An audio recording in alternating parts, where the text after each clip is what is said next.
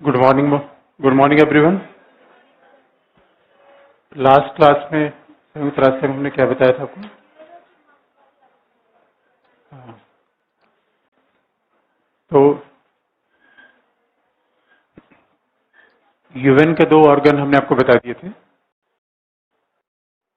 सामाजिक आर्थिक परिषद और सुरक्षा परिषद, security council and socio economic council. उसके बाद अगर आप देखेंगे तो यूएन के और भी तीन ऑर्गन हैं, जैसे कि पहले महासभा, जनरल असेंबली,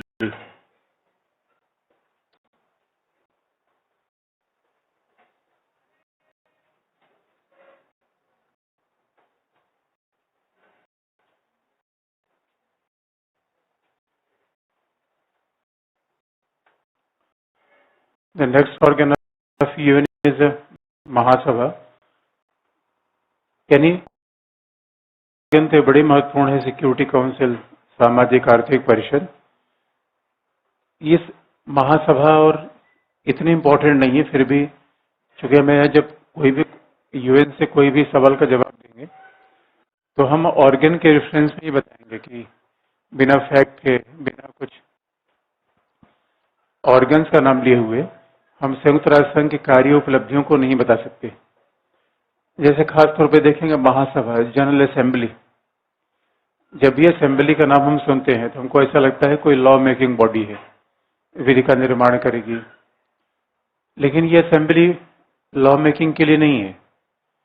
क्योंकि आपने देखा होगा कि संयुक्त राष्ट्र संघ के कार्यकरण का मूल आधार है राज्यों की संप्रभुता। बेसिक बात को हमेशा याद रखिए, the sovereignty of each and every nation is the foundation stone of working of UN. तो संयुक्त राष्ट्र संघ के कार्यकरण का मूल आधार ही संप्रभुता है। इसका मतलब है कि विधि के निर्माण का काम राज्यों की संसद को है, यूएन को नहीं है। विधि का निर्माण राज्यों की पार्लियामेंट करेगी, यूएन क्या करता है, केवल प्रस्ताव पारित करता है। इसलिए आप याद रखिए, यूएन के द्वारा पारित प्रस्तावों का महत्व नैतिक होता है।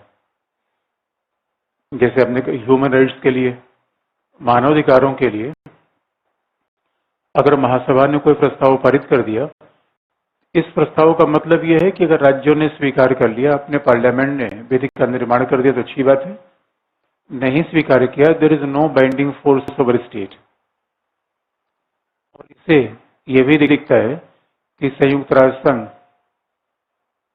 अंतरराष्ट्रीय संगठन है, it is not a world government. यानी इसलिए पार्मर पर्किंस ने बड़ी अच्छी बात कही है कि देखिए, दो आदर्श के विचार हैं और संयुक्त राष्ट्र संघ के नेचर को उन्होंने बड़े अच्छे तरीके से बताया है और महासभा के काम बाकायदा बताते हैं। हाँ, ये बात अलग है कि महासभा की बैठक साल में एक बार होती है, उसके अलावा उसकी अनेक समितियां हैं। जैसे हमारे पार्लियामेंट में कमेटीज होती है, वैसे महासभा में कमेटीज है। महासभा की बैठक साल में एक बार होती है, दैट इज इन सितंबर, और पूरी दुनिया के राष्ट्राध्यक्ष, शासनाध्यक्ष उसमें भागीदारी करते हैं और महासभा के द्वारा संयुक्त राष्ट्र संघ का बजट पारित होता है, प्रस्ताव पारित होते हैं, उद्घोषणाएं होती हैं। और महासभा की ये विशेषता है कि पूरी दुनिया के सारे राज्य इकट्ठे मिलते हैं और हर राज्य का महत्व एक समान है। सिक्योरिटी काउंसिल में ऐसा नहीं है। सिक्योरिटी काउंसिल में there is division between permanent and non permanent members. महासभा is more, general assembly is a more democratic organisation. हर देश का महत्व एक है। और एक खास बात देखेंगे, महासभा का नेचर अभी चेंज हो गया है, क्योंकि now the majority nations are in महासभा, that is from Asia Africa. आज के दौर में जो एशिया अफ्रीका के ही देश है वही महासभा में बहुमत में है, पहले ऐसा नहीं था।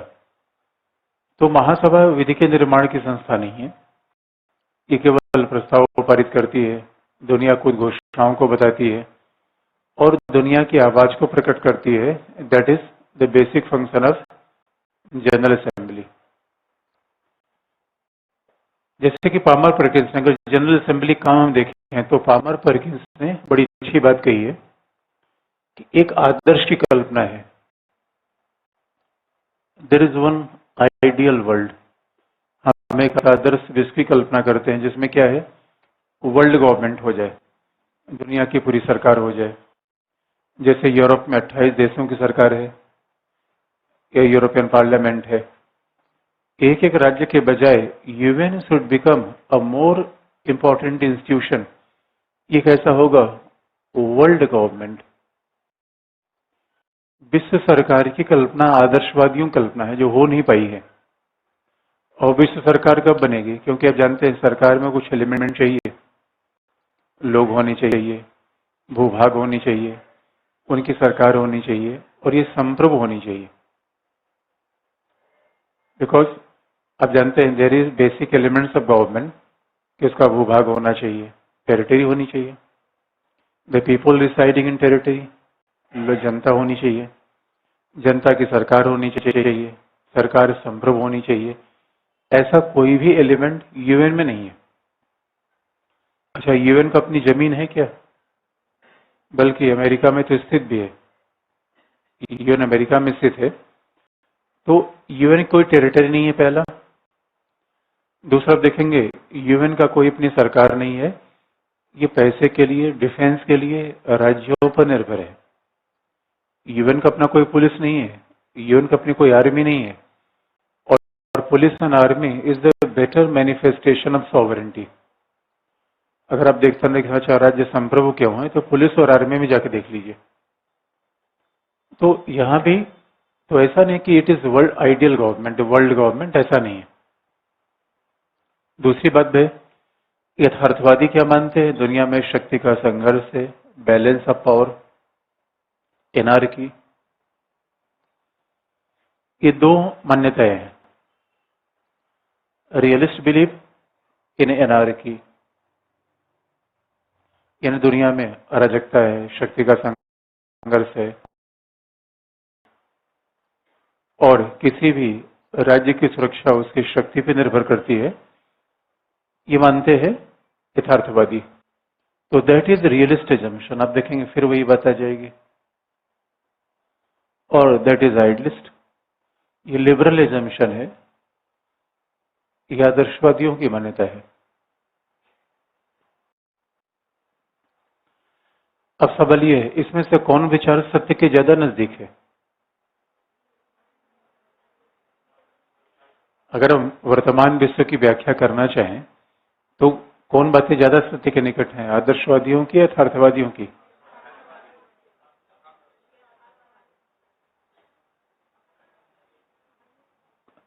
ये चाहते हैं कि दुनिया में आदर्श, अगर दुनिया में एक वर्ल्ड गवर्नमेंट बन जाएगी तो only one parliament will be there. राज्यों की पार्लियामेंट रहेगी नहीं, केवल दुनिया की एक पुलिस होगी, एक ही न्यायालय होगा। तो क्या ऐसी दुनिया बन पाई है? This is more near to reality. भाई शक्ति का संघर्ष चल रहा है, राज्य शक्ति की प्रतिस्पर्धा में शामिल है, रियलिटी के पास तो यही है। इसे पामर परकिंस ने क्या कहा, UN lies between the both.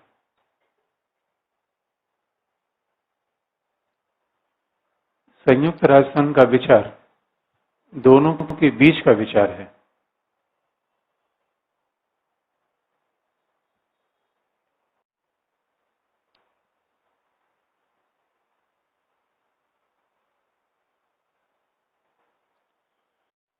यानी पामर परकिंस ने ये बात कही है कि संयुक्त राष्ट्र संघ का विचार दोनों के बीच का विचार है।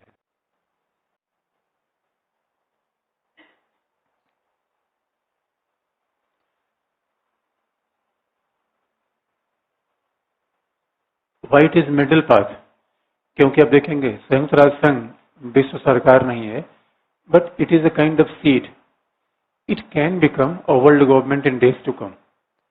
भाई यानी ये जैसे राम राज्य का विचार है कि आदर्श दुनिया होगी, नैतिकता से संचालित होगी, पूरी दुनिया में एक सरकार होगी, राष्ट्रीय हित नीचे आएंगे, ये संकल्पना आदर्शवादी है। संयुक्त राष्ट्र संघ का विचार कुछ कुछ वैसा है। लेकिन आप कहेंगे कि where is balance of power in UN, मतलब संयुक्त राष्ट्र संघ में शक्ति का संतुलन कहाँ है?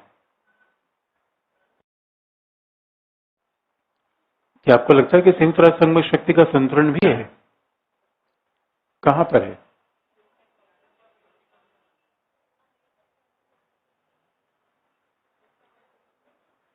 तो आप देखेंगे, अगर संयुक्त राष्ट्र संघ में बैलेंस ऑफ पावर देखना हो तो अब देखिए, पहला, संयुक्त राष्ट्र संघ की जो फंडिंग होती है उसमें सबसे ज्यादा फंडिंग किसकी आती है? US, Japan and Germany. These three states contribute more than 50% of entire UN budget. जो संयुक्त राष्ट्र संघ का पूरा बजट है उनका 50% से ज्यादा भाग कौन कंट्रीब्यूट करता है? ये 3 देश।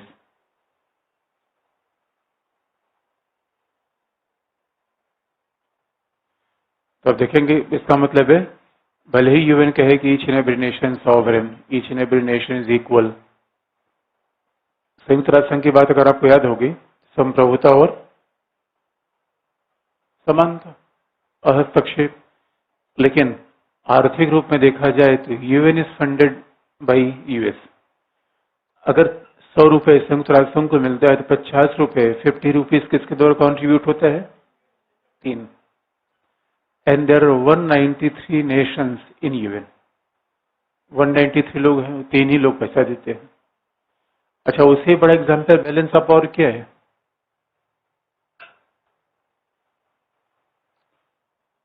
P5।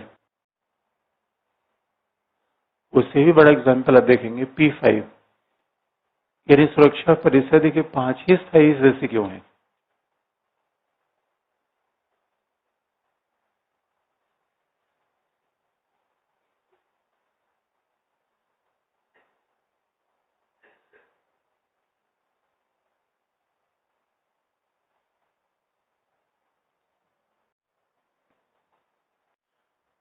सुरक्षा परिषद के 5 ही स्थायी सदस्य क्यों हैं? अब बताइए, why there is only 5 permanent members in UN?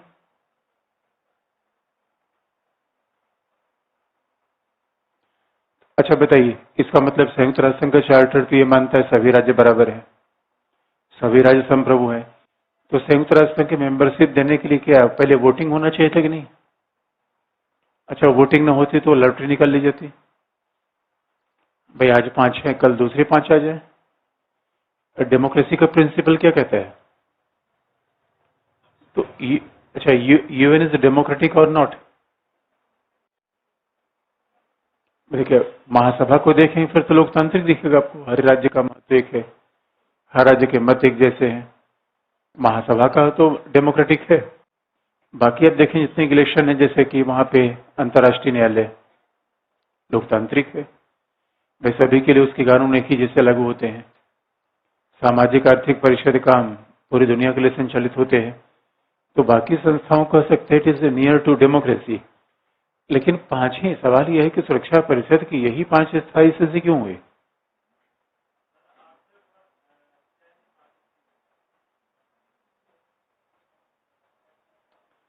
तो आपको याद दिला दें, संयुक्त राष्ट्र संघ 1945 में बना था। 1945 में सेकेंड वर्ल्ड वॉर के खात्मा हुआ था। सेकेंड वर्ल्ड वॉर जीता किसने था?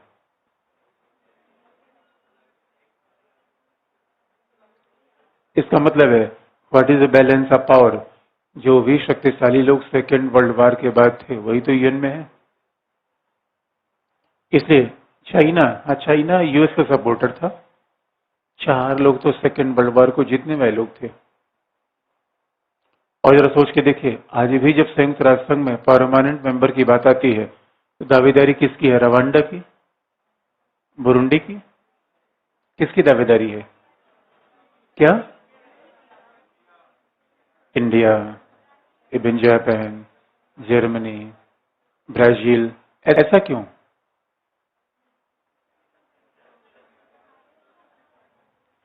तो आपको बता दें, हिस्ट्री से भी देख लीजिए, वर्तमान से देख लीजिए, आपको लगेगा कि भाई UN also symbolises balance of power. और हिस्ट्री की बात क्या है, जब राष्ट्रीय लीग बना था तो उसमें अमेरिका नहीं था।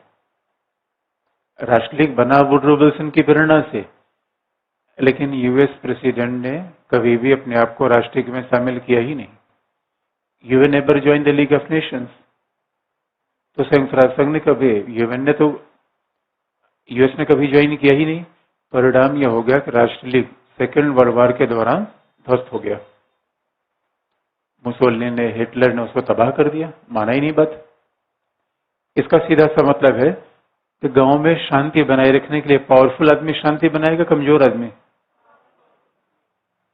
हाँ, अब ये डर तो हो सकता है उसके साथ, ये डर तो लगा रहेगा कि पावरफुल शांति बनाएगा, अपने हितों की पूर्ति कर लेगा। भाई गांव का कोई चौधरी बन जाए, सरपंच बन जाए, तो कहे भाई देखिए, why I am head of village because I want to maintain peace, हमें शांति का निर्माण करना है। अब पता चले शांति का निर्माण करते करते क्या कर लेगा। इसलिए आप देखेंगे जब अमेरिका कहता है पैक्स अमेरिकाना, जब अमेरिका का प्रभुत्व पूरी दुनिया पर है तो इसको अमेरिका के पॉइंट ऑफ व्यू से देखेंगे तो why it is important for making peace in this world. America का मानना है कि हम न होते शांति न होती, जबकि जस्ट अपोजिशन लोग क्या मानते हैं, ये न होता शोषण न होता। तो why there is a domination of US. American से पूछेंगे शांति के लिए, बाकी से पूछेंगे साम्राज्यवाद के लिए। तो that is a debatable question, इस पे विवाद बना रहेगा। लेकिन ये वास्तविकता है कि अब आप बताइए, आदर्शवाद यथार्थवाद एक दूसरे के विरोधी हैं, पूरक है? वही आदर्शवाद क्या है? शांति की स्थापना करना है। और शांति की स्थापना की कैसे जा रही है? अच्छा, पुलिस के हाथ में क्या होता है? फूलमाला होता है, कुछ और होता है? फूलमाला होता है, कुछ और होता है? डंडा होता है। अब डंडे से शांति की स्थापना, इसे आप याद रखिए, अगर फूल माला और प्रवचन से शांति की स्थापना होती तो भारत में कोई अपराध नहीं होना चाहिए, क्योंकि प्रवचन देने वाले बहुत लोग हैं। सुबह सुबह से शाम तक शांति शांति की बात हो रही है, हो नहीं पा रहा है।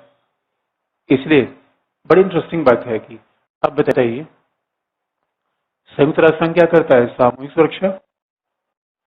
तो सामूहिक सुरक्षा और शक्ति संतुलन एक दूसरे का विरोधी है या पूरक है?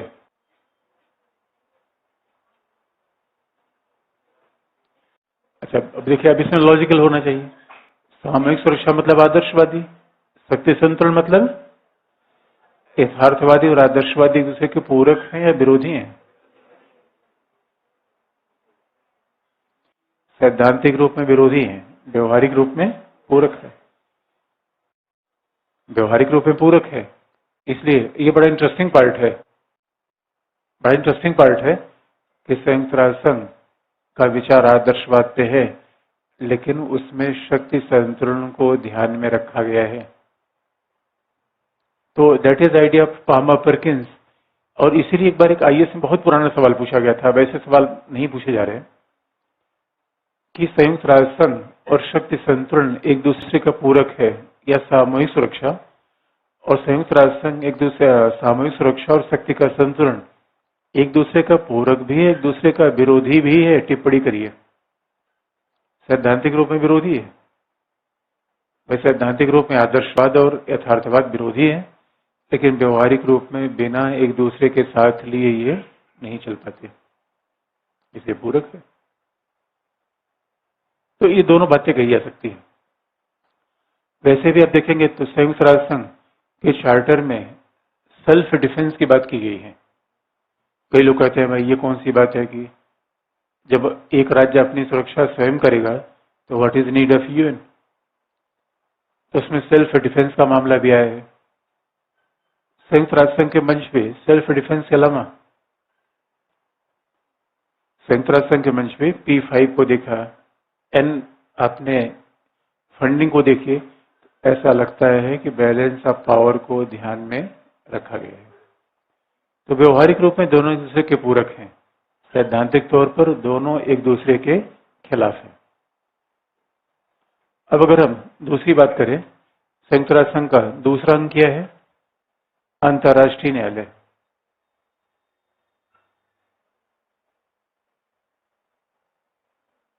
International court of justice.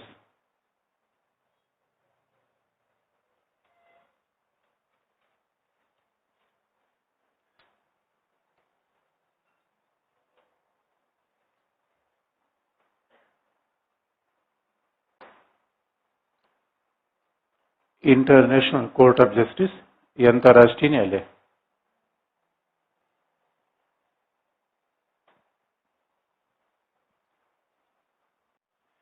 अब फिर आपको बता दें कि जैसे हम असेंबली की बात सुनते हैं न्यायालय, तो वो हमारे यहाँ जैसा न्यायालय नहीं है। There is a difference between domestic judiciary and international judiciary. क्योंकि न्यायालय, हमारे यहाँ न्यायालय का इतना प्रभाव क्यों है, उसके पीछे पुलिस है। तो दुनिया में अगर जरा सोच के देखिए, न्यायालय का प्रभाव क्यों है, उसे कंटेम्प्ट ऑफ पावर है। न्यायालय का प्रभाव क्यों, उसे पुलिस है। लेकिन दुनिया में ऐसा चीज उपलब्ध नहीं है कि उसके पास पुलिस हो, उसके पास न्यायालय हो।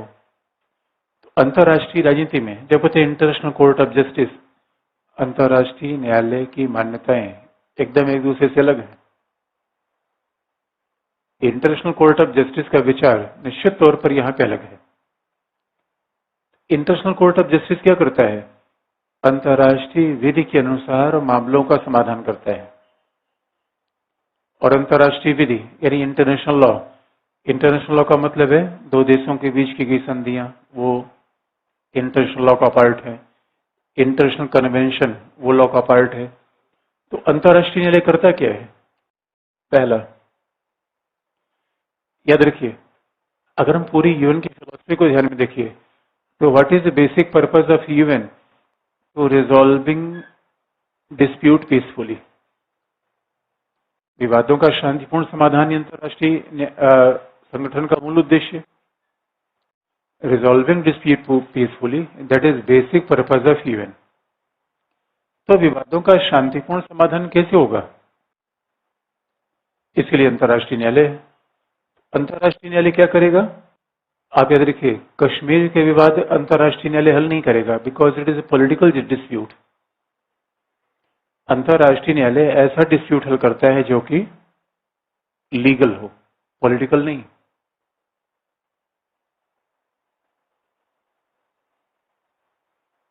International court of justice only resolve the legal dispute, not the political dispute.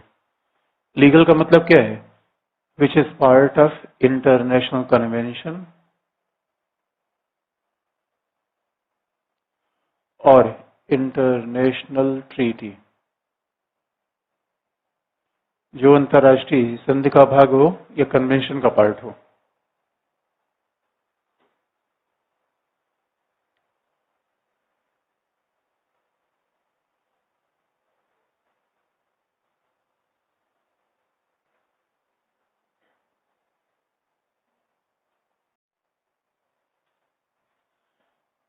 तो अंतर्राष्ट्रीय न्यायालय वैधानिक मामलों को हल करता है, which is part of international convention और इंटरनेशनल ट्रीटी।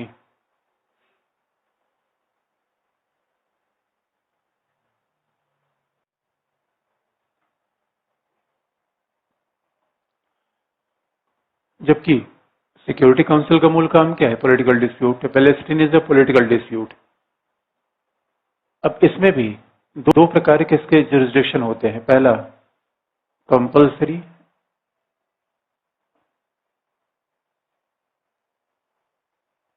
अनिवार्य, दूसरा होता है voluntary.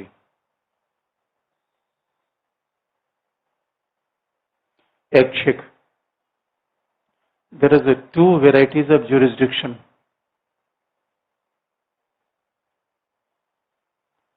of international court of justice. तो कंपल्सरी का मतलब है, जैसे आपने देखा होगा, ट्रीटी, यानी कोई लीगल डिस्प्यूट देशों के बीच में आ रहा है। याद रखिए, it is not between the people. अंतर्राष्ट्रीय न्यायालय दो देशों के नागरिकों के बीच विवाद को हल नहीं करेगा, बल्कि दो सरकारों के बीच विवाद को हल करेगा। It resolve the dispute between two government, लेकिन दो देशों की सरकार के बीच किसमें, जो इंटरनेशनल ट्रीटी होगी। अब ट्रीटी जैसे क्या है, United Nation convention law of sea, जो समुद्री कन्वेंशन है उसको हल करने का विचार इंटरनेशनल कोर्ट ऑफ जस्टिस देगा। इंटरनेशनल काउंसलर एक्सेस, जो कूटनीतिक सहायता की बात है, वो कहां से दी जाएगी, यूएन से।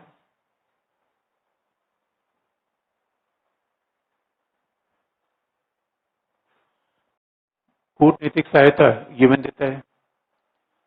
कंपल्सरी, जो कंपल्सरी प्रोविजन होता है वो कोई भी अंतर्राष्ट्रीय संधि है, अंतर्राष्ट्रीय संधियां मल्टीलेटरल भी हो सकती है, द्विपक्षीय, भारत पाकिस्तान के बीच है। देखिए Indus river water treaty, Sindhu नदी जल समझौता, सिंधु नदी संधि कौन सा पार्ट है? ट्रीटी। ट्रीटी का मतलब है कि when treaty is legal and binding, तो बाध्यकारी है। संयुक्त राष्ट्र संघ UN convention for law of sea, समुद्री विवाद को हल करने का कन्वेंशन, समुद्री विवाद को हल करने का convention, UN convention for law of सी।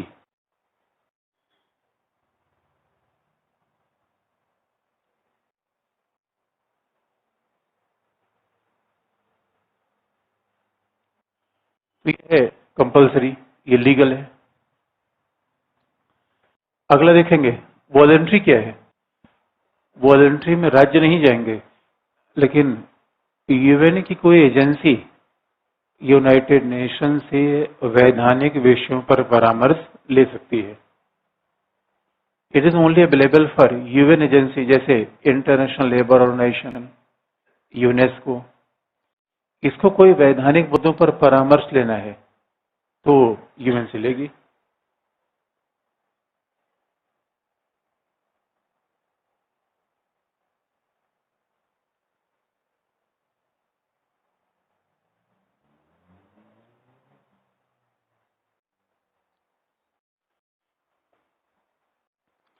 यानी जो ऐच्छिक अधिकारिता है वो बाकायदा संयुक्त राष्ट्र संघ की एजेंसियां यूनाइटेड नेशन से लेती है कि वॉलंटरी जुरिसडिक्शन, कि उनका क्या ऐच्छिक अधिकार है, किस तरीके से उनको वैधानिक मुद्दे पे सहायता चाहिए। जैसे एक बार ऐसा था कि एक अधिकारी था यूएन का, आप याद रखिए यूएन का अधिकारी तो यूएन के नाम पे काम करेगा।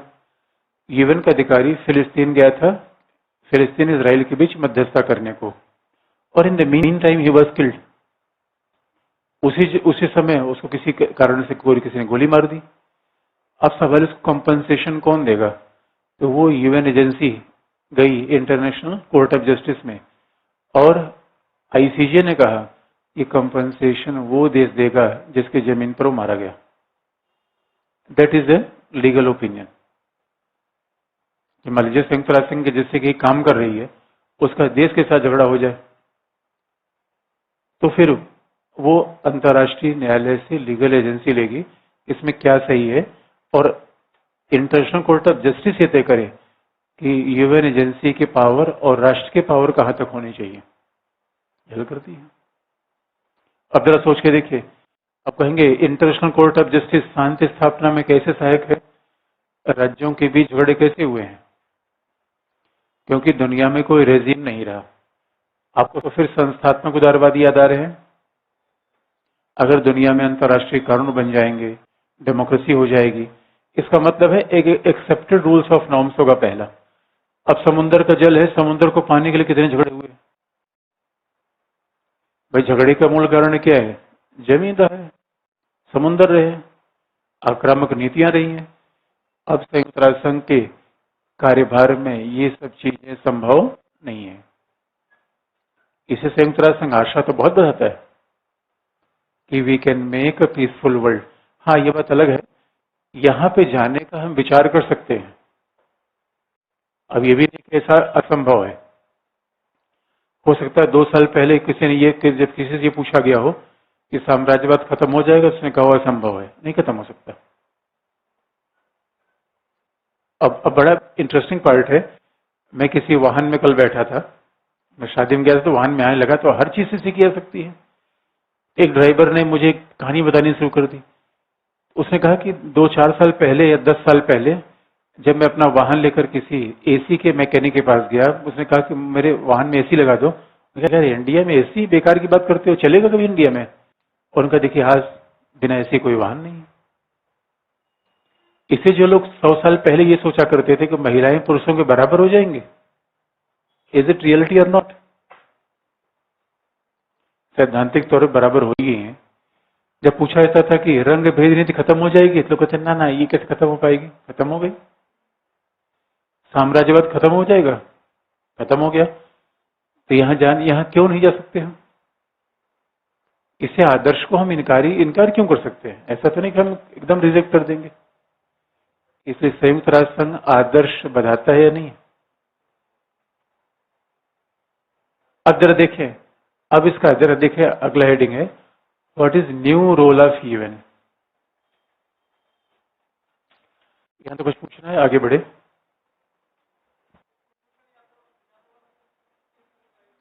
कुलभूषण यादव वाला कंपलसरी में था।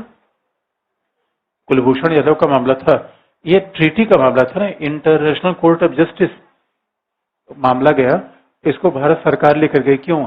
इंटरनेशनल काउंसलर एक्सेस, ये ट्रीटी है। इंटरनेशनल काउंसलर एक्सेस से ट्रीटी है, जिससे इंडिया ने भी साइन किया है, पाकिस्तान ने साइन किया है। इसलिए अब इंटरनेशनल काउंसलर एक्सेस है क्या? मान लीजिए कि हमारा कोई नागरिक पाकिस्तान चला जाए, तो अब याद रखिए, हमारे नागरिक को पाकिस्तानी सरकार कोई प्रॉब्लम कर दे तो हम उसको लीगल असिस्टेंस मिलना चाहिए कि नहीं है?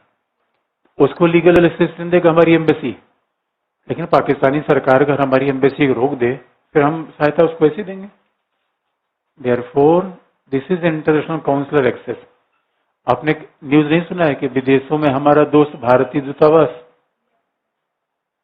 भाई हम यहाँ पे हैं, फिर इंडिया में फिर तो अपने दोस्तों को बुला लेंगे असिस्टेंस के लिए।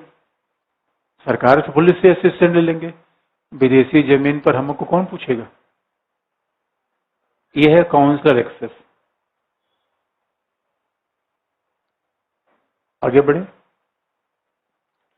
इसे कई बार आपने देखा होगा कि जैसे हमारे अपने पेपर में नाइजीरिया किसी व्यक्ति को बंदी बना लिया गया।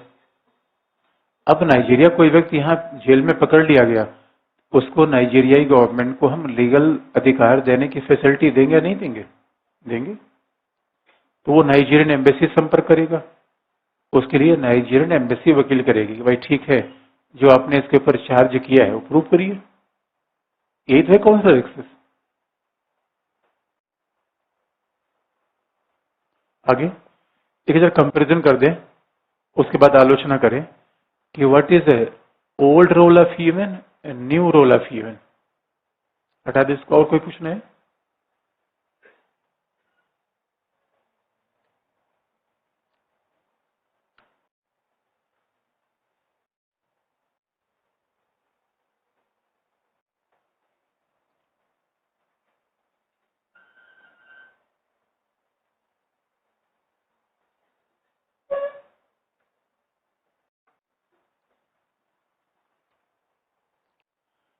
संयुक्त राष्ट्र संघ का पुरानी भूमिका क्या है? It is old role of human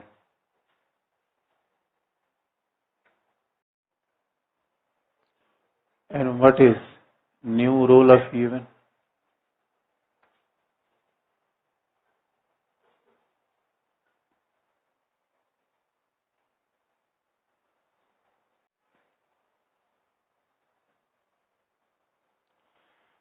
अब आप देखेंगे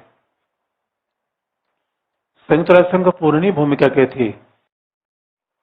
एबोलिशिंग imperialism, colonialism in this world। उपनिवेशवाद, साम्राज्यवाद की समाप्ति।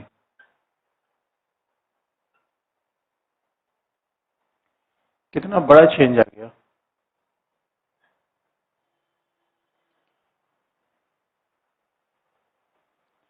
संयुक्त राष्ट्र संघ की जो पुरानी भूमिका थी कि abolishing the imperialism, colonialism from this world. और याद रखिए जब 1945 में यूएन बना, that was the greatest issue over the international politics. ऐसा लगता था कि दुनिया में शोषण है, अन्याय है, इंपीरियलिज्म, साम्राज्यवाद, उपनिवेशवाद, रंग भेद की नीति, these are the problems of that time. इससे बड़ा इंटरेस्टिंग पार्ट है यूएन का एक लास्ट में ऑर्गन आपको बता दें, ट्रस्टीशिप काउंसिल, संरक्षकता परिषद। ट्रस्टीशिप काउंसिल अभी कोमा में है। यूएन चार्टर में तो है, यूएन चार्टर में है, लेकिन व्यवहारिक रूप में काम नहीं कर रही इस समय। Why it's not functioning? क्योंकि ट्रस्टीशिप काउंसिल का, संरक्षकता परिषद का मूल काम क्या था? दुनिया में जो कमजोर देश हैं, छोटे देश हैं, उनको एडॉप्ट कर लेना। क्योंकि याद रखिए, what is imperialism? Exploitation of one country by other. एक देश का दूसरे देश के द्वारा शोषण करना, ये क्या है? साम्राज्यवाद है। यानी एक देश के दूसरे पर अधीनता, एक दूसरे का नियंत्रण। तो यूएन ने यह तय किया कि जो देश छोटे हैं, जो अपना अपना शासन खुद नहीं कर पा रहे हैं, उन पे हम बड़े देश के शासन के बजाय क्यों न एक इंस्टीट्यूशन बना दें, जैसे बच्चे की देखभाल के लिए होता है। तो UN was like a nurse, it was like अ नैनी। उसने क्या किया? ट्रस्टीशिप काउंसिल ने ऐसे राज्यों की देखभाल करनी शुरू कर दी जो अपने ऊपर शासन करने में असमर्थ अपने आप को पा रहे थे, क्योंकि आकार छोटा था, पैसे नहीं थे। लेकिन आफ्टर 1993 दुनिया में कोई ऐसा देश नहीं बचा है जिससे एडॉप्ट करने की आवश्यकता हो। अब दुनिया में कोई ऐसा देश बचा ही नहीं जिससे संयुक्त राष्ट्र संघ गोद ले, because each and every nation became free. सभी राज्य आजाद हो गए। अब सभी आजाद हो गए, इसलिए आप देखेंगे ट्रस्टीशिप काउंसिल अभी भी यूएन चार्टर में है, क्योंकि यूएन चार्टर से तब अलग होगी जब चार्टर में बदलाव होगा। चार्टर में संशोधन नहीं हुआ, लेकिन उसका काम खत्म हो गया, इसलिए कोमा में है। Is it the victory of UN और नॉट? लोग कहते हैं संयुक्त राष्ट्र संघ की उपलब्धियां बताइए। एक ही चीज को अलग अलग तरीके से पूछा सकता है। ये संयुक्त राष्ट्र संघ की उपलब्धियां क्या रही? दुनिया से साम्राज्यवाद, उपनिवेशवाद खत्म कर देना उपलब्धि है या नहीं है? बहुत बड़ी उपलब्धि है। लेकिन अब ध्यान से देखिए, क्या अब साम्राज्यवाद, उपनिवेशवाद कोई समस्या है?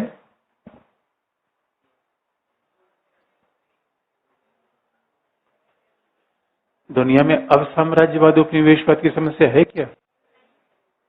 अब समस्या नहीं है। देखिए, कुछ लोग कहेंगे नियो कॉलोनियलिज्म, यद्यपि हम चलेंगे एक आध जगहों को तो बता देंगे, लेकिन सच बात में देखिए, it is very debatable concept new colonialism. फिर तो हमारी कंपनी अफ्रीका में जा रही हैं, वो भी नव साम्राज्यवादी है। भाई कुछ लोग कहेंगे अगर अमेरिका की एमएनसी भारत में काम कर रही हैं, तो भारत की एमएनसी अफ्रीका और लैटिन अमेरिका में काम कर रही है, और हमारी इन्फोसिस खुद ही अमेरिका में काम कर रही है।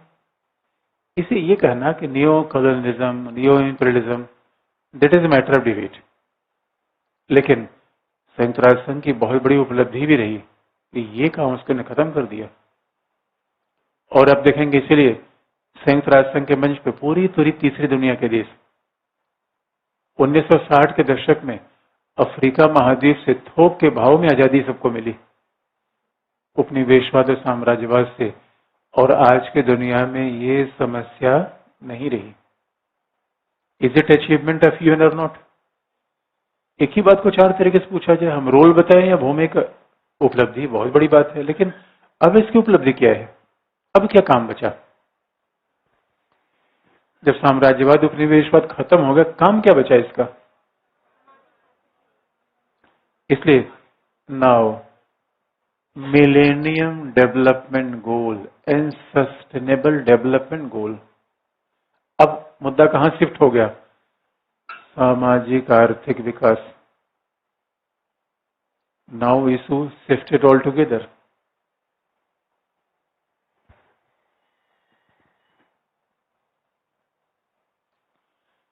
सहस्राब्दी विकास लक्ष्य हमने आपको बताया था कि नहीं? जो सामाजिक आर्थिक भूमिका है, जो सतत विकास लक्ष्य है, तो संयुक्त राष्ट्र संघ का टारगेट ही बदल गया।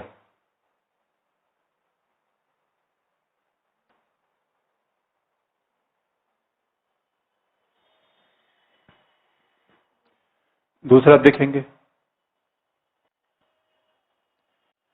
संयुक्त राष्ट्र संघ की परंपरागत भूमिका क्या थी? Resolving the dispute between the nation,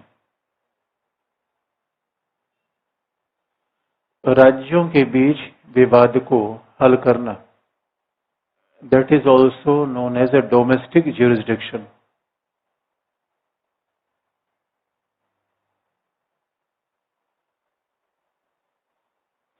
यानी वो संयुक्त राष्ट्र संघ कभी राज्यों के अंदर हस्तक्षेप नहीं करेगा, बल्कि राज्यों के बीच विवादों को हल करेगा।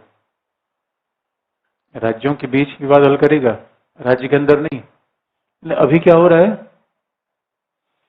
It is also interfering with in the state. ये राज्यों के भीतर भी हस्तक्षेप कर रहा है मानवाधिकार को लेकर, सिविल वार को बचाने के लिए, पीस कीपिंग को लेकर।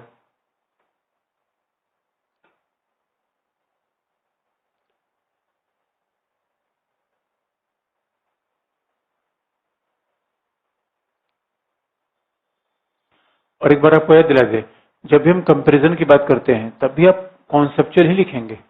अभी एक पॉइंट वाइज आपने लिख दिया, क्योंकि हर कॉन्सेप्ट बार बार तो हम रिपीट करेंगे नहीं। तो जो एक कॉन्सेप्ट होता है वो हर जगह लिखा जाना चाहिए, कितना भी हम इंफॉर्मेशन आपको बता दें।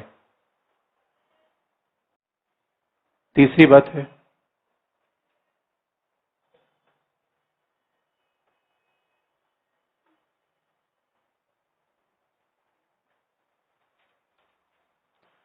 देखिए संयुक्त राष्ट्र संघ का पुराना रोल क्या था? What is the old role of UN?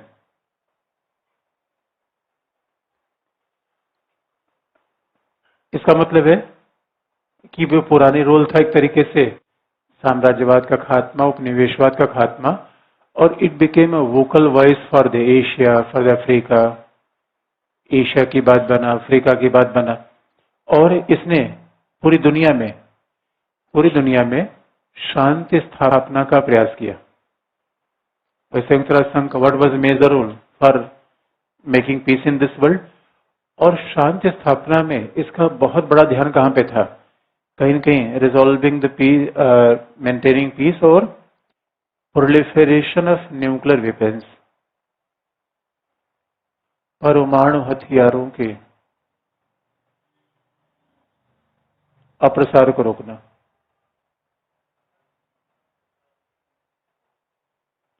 परमाणु हथियारों के प्रसार को रोकना या प्रसार को बढ़ावा देना। Nuclear non proliferation, new danger became the terrorism.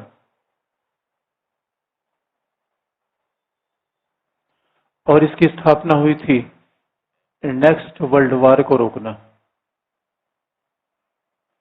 इन अभी क्या हो गया? इन्वायरमेंट,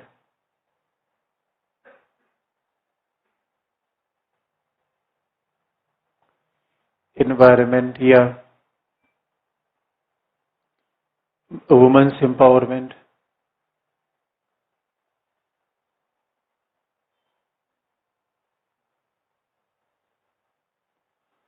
और इधर पीस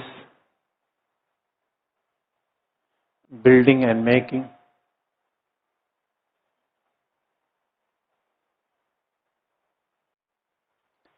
तो ये न्यू रोल हो गया।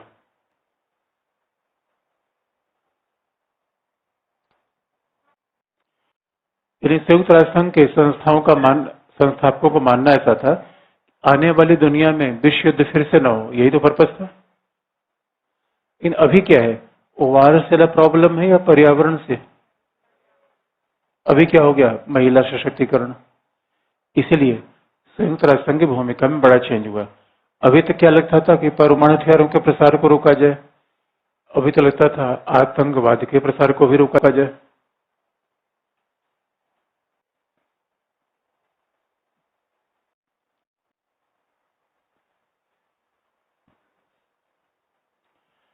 अच्छा, ऐसी बातों में जो लिखने में गलतियां होती है कि कई बार हमने पॉइंट वाइज बताया तो आपने भी पॉइंट वाइज लिख दिया। ऐसा नहीं है, पूरे कॉन्सेप्ट के साथ आप चीजों को लिखिए जो हम पहले बता चुके हैं। और अब देखिए, थोड़ी सी नई भूमिका भी है, थोड़ी पुरानी भूमिका भी है, इन कुल मिला के basic purpose of UN is same, to making just world order. दुनिया में न्याय होना चाहिए, शक्ति होनी चाहिए। न्याय, पीस होना चाहिए, युद्ध होना चाहिए। अच्छा, संयुक्त राष्ट्र संघ एक इंस्टीट्यूशन है या आदर्श है? इट इज एन आइडियल और इंस्टीट्यूशन। क्या है ये? तब देखिए, इंस्टीट्यूशन भी आदर्श भी है। जैसे भारतीय संविधान इंस्टीट्यूशन है या आदर्श है? दोनों है। सिमिलरली, इसलिए एक आदर्श है, दुनिया में किसकी स्थापना, बहुपक्षवाद की, मल्टीलेटरिज्म, ये आदर्श किसका है, अंतर्राष्ट्रीयतावाद, ये आदर्श किसका है, शांति, वो तो बना ही रहेगा। और संयुक्त राष्ट्र संघ की ये भूमिका चेंज क्यों हुई, क्योंकि परिस्थितियां एक ही जैसी हैं, चेंज हो रही हैं। Look what kind of change occurred after 90। इससे जब आप कहिए नई भूमिका कैसे, पुरानी भूमिका में परिस्थितियां क्या थी, after 1991 there was radical change in this world order. दुनिया में बड़ा परिवर्तन हुआ। अब बड़ा परिवर्तन दो चार लाइन आप जरूर लिखेंगे, सोवियत युद्ध की समाप्ति, सोवियत संघ का विघटन, ये तो हम 20 बार लिखेंगे। 90 के बाद जब भी बात आएगी तो एक लाइन से को कोट करेंगे, उदारीकरण, भूमंडलीकरण की दुनिया। ऐसी उदारीकरण, भूमंडलीकरण की दुनिया पहले थोड़ी थी। इस वजह से अब आप देखेंगे कि that is the new role of United Nations. ये संयुक्त राष्ट्र संघ की नई भूमिका है। अब थोड़ा क्रिटिकल इवोल्यूशन कर लें, व्हाट इज द क्रिटिसिज्म।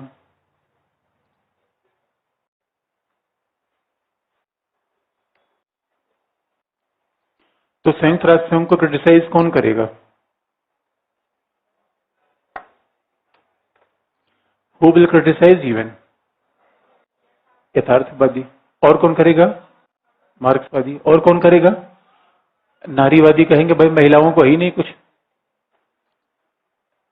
तो लेकिन मेनली क्रिटिसिज्म है मार्क्सिस्ट का और रियलिस्ट का। अब अगला है what is the critical evolution of UN. तो पहले यथार्थवादियों की बात।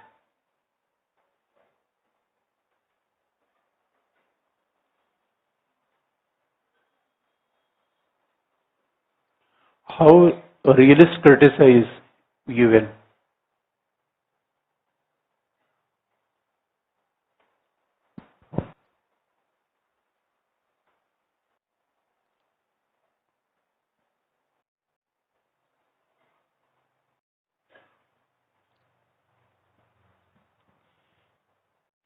कैसे यथार्थवादी संयुक्त राष्ट्र संघ को क्रिटिसाइज करते हैं। UN stand for collective security, सामूहिक सुरक्षा, ऐसा ही होता है। अच्छा, संयुक्त राष्ट्र संघ किसकी बात करता है, सामूहिक सुरक्षा।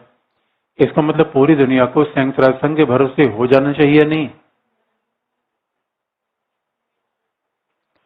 आप दिल्ली पुलिस पे निर्भर हैं या नहीं है, कौन नहीं है। अब जो नहीं है तो क्या रखा हुआ है, तमंचा वमंचा रखे हुए हैं। अगर दिल्ली पुलिस पे निर्भर नहीं है तो कौन हेड डाउन, जरा मैं भी देखूं। अगर मेरे क्लास में दो चार डाउन हो जाए तो मैं सोचिए मेरे लिए कितनी आसानी रहेगी। मैं नंबर दे दीजिएगा अपना, कभी कोई प्रॉब्लम होगी तो I will call you institute of calling Delhi police. मुझे बड़ी अच्छी बात होगी। इसलिए कोई रियलिस्ट, देखिए रियलिस्ट ये बात करते हैं कलेक्टिव सिक्योरिटी के भरोसे रहना क्यों ठीक नहीं है। बहुत सीधी सी बात है। दुनिया में राज्य तटस्थ और निष्पक्ष व्यवहार करते हैं अपने राष्ट्रीय हितों को देखकर। अब याद रखिए, कलेक्टिव सिक्योरिटी की मांग ये है, ये कलेक्टिव सिक्योरिटी की मांग one for all and all for one. Ukraine के लिए सभी खड़ा होना चाहिए था या नहीं, सभी खड़े हुए, वाई। बात सीधी सी है। और इंडिया ने पाकिस्तान पर सर्जिकल स्ट्राइक कर दिया तो यूएस ने अपोज किया। भारत के दोस्तों ने, अगर कोई महाशक्ति करता है दोस्तों, शक्तिशाली आदमी पीटता भी है, रोने भी नहीं देता, पहला। इससे आप याद रखिए, दुनिया में ये कहिए कि बैलेंस ऑफ पावर ही चलता है और world is divided between allies and force. कोई दोस्त है, कोई दुश्मन है, एक राज्य रिएक्शन करने से पहले देखेगा कि कौन काम कर रहा है, हमारा साथी, हमारा अपोजिशन है। साथी को कभी भी क्रिटिसाइज नहीं करेगा। इसलिए कलेक्टिव सिक्योरिटी की धारणा कभी भी प्रभावी नहीं हो सकती, नहीं हो सकती। अतीत से लेकर वर्तमान तक आप देख लीजिए। और अगर कलेक्टिव सिक्योरिटी प्रभावी होती तो आप जरा सोच के देखिए, why there is a NATO. NATO क्यों बना हुआ है। अच्छा, नाटो क्या कलेक्टिव सिक्योरिटी करता है, collective security is a concept provided only by UN. और नाटो अपने आप में बड़ा दिलचस्प संगठन है। ऐसा संगठन आज की दुनिया में कोई है ही नहीं है। नाटो के जितने मेंबर हैं सबका कॉमन डिफेंस बजट होता है। वो सब अपने बजट का लगभग 2% पार्ट देते हैं। अभी ट्रम्प ने कहा था नहीं, सब अपने बजट का 4% पार्ट दें। नाटो की कॉमन आर्मी है। जबकि आपने यही देखा होगा कि आर्मी तो राष्ट्र राज्य की अलग अलग होती है। ऐसा नहीं है। नाटो का एक हेडक्वार्टर ब्रुसेल्स में। Formation of NATO is very significant in this international politics. यानी ऐसा एक मात्र दुनिया का समूह है जो कोल्ड वार की याद दिलाता है पहला। और जरा सोच के देखिए, अगर संप्रभुता राष्ट्र राज्य की विशेषता है तो कम से कम सेना के मामले पे राज्य को दूसरे पर भरोसा नहीं करना चाहिए, लेकिन नाटो ऐसा करता है। Even NATO is very important security organisation which even creates a common army for the various members। इसके लिए सारे सदस्य राज्यों के लिए एक सेना है, कॉमन आर्मी है, समान डिफेंस बजट चलता है। और अगर नाटो का प्रिंसिपल है, नाटो किसी एक मेंबर पे हमले का मतलब है समूचे नाटो पर हमला, और सारे मेंबर उसकी सहायता करेंगे। यूएन तो कभी काम कर नहीं पाया। अच्छा, यूएन क्या काम कर पाया? कश्मीर मामला हल हुआ, फिलिस्तीन, यूएन को जो भी मामला दिया गया क्या हो गया? उलझ के रह गया। यूएन कभी किसी मामले को हल ही नहीं कर पाए। यूएन क्या है? फूटा हुआ ढोल। यूएन फूटा हुआ ढोल है। यूएन पर भरोसा करना बेकार की चीज है। We can't rely over UN. इसलिए अब जरा सोच के देखिए, अगर दुनिया की सुरक्षा नाटो करेगा, यूएन तो कहीं सुरक्षा नहीं कर पाया। यूक्रेन का एग्जाम्पल आपके सामने है, ईरान इराक लड़े वो सामने है। एक ही एग्जाम्पल आता है, कुवैत को छोड़ा लेना। उसमें भी अमेरिका का इंटरेस्ट ज्यादा था इसलिए वो छूट गया। इन बात सीधी सी है, संयुक्त राष्ट्र संघ किसके भरोसे काम करता है? अमेरिका, महाशक्तियों के भरोसे। इसलिए अब नाटो क्या है? It's not a collective security, it is an example of cooperative security.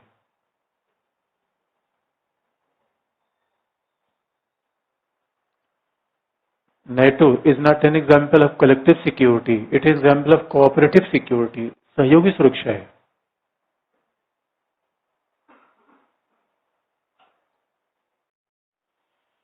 ये सहयोगी सुरक्षा क्यों है? क्योंकि it is only available for the members of NATO।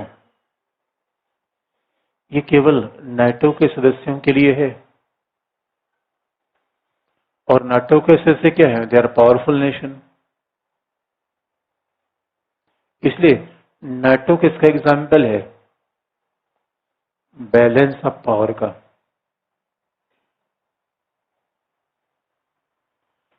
NATO in example of balance of power.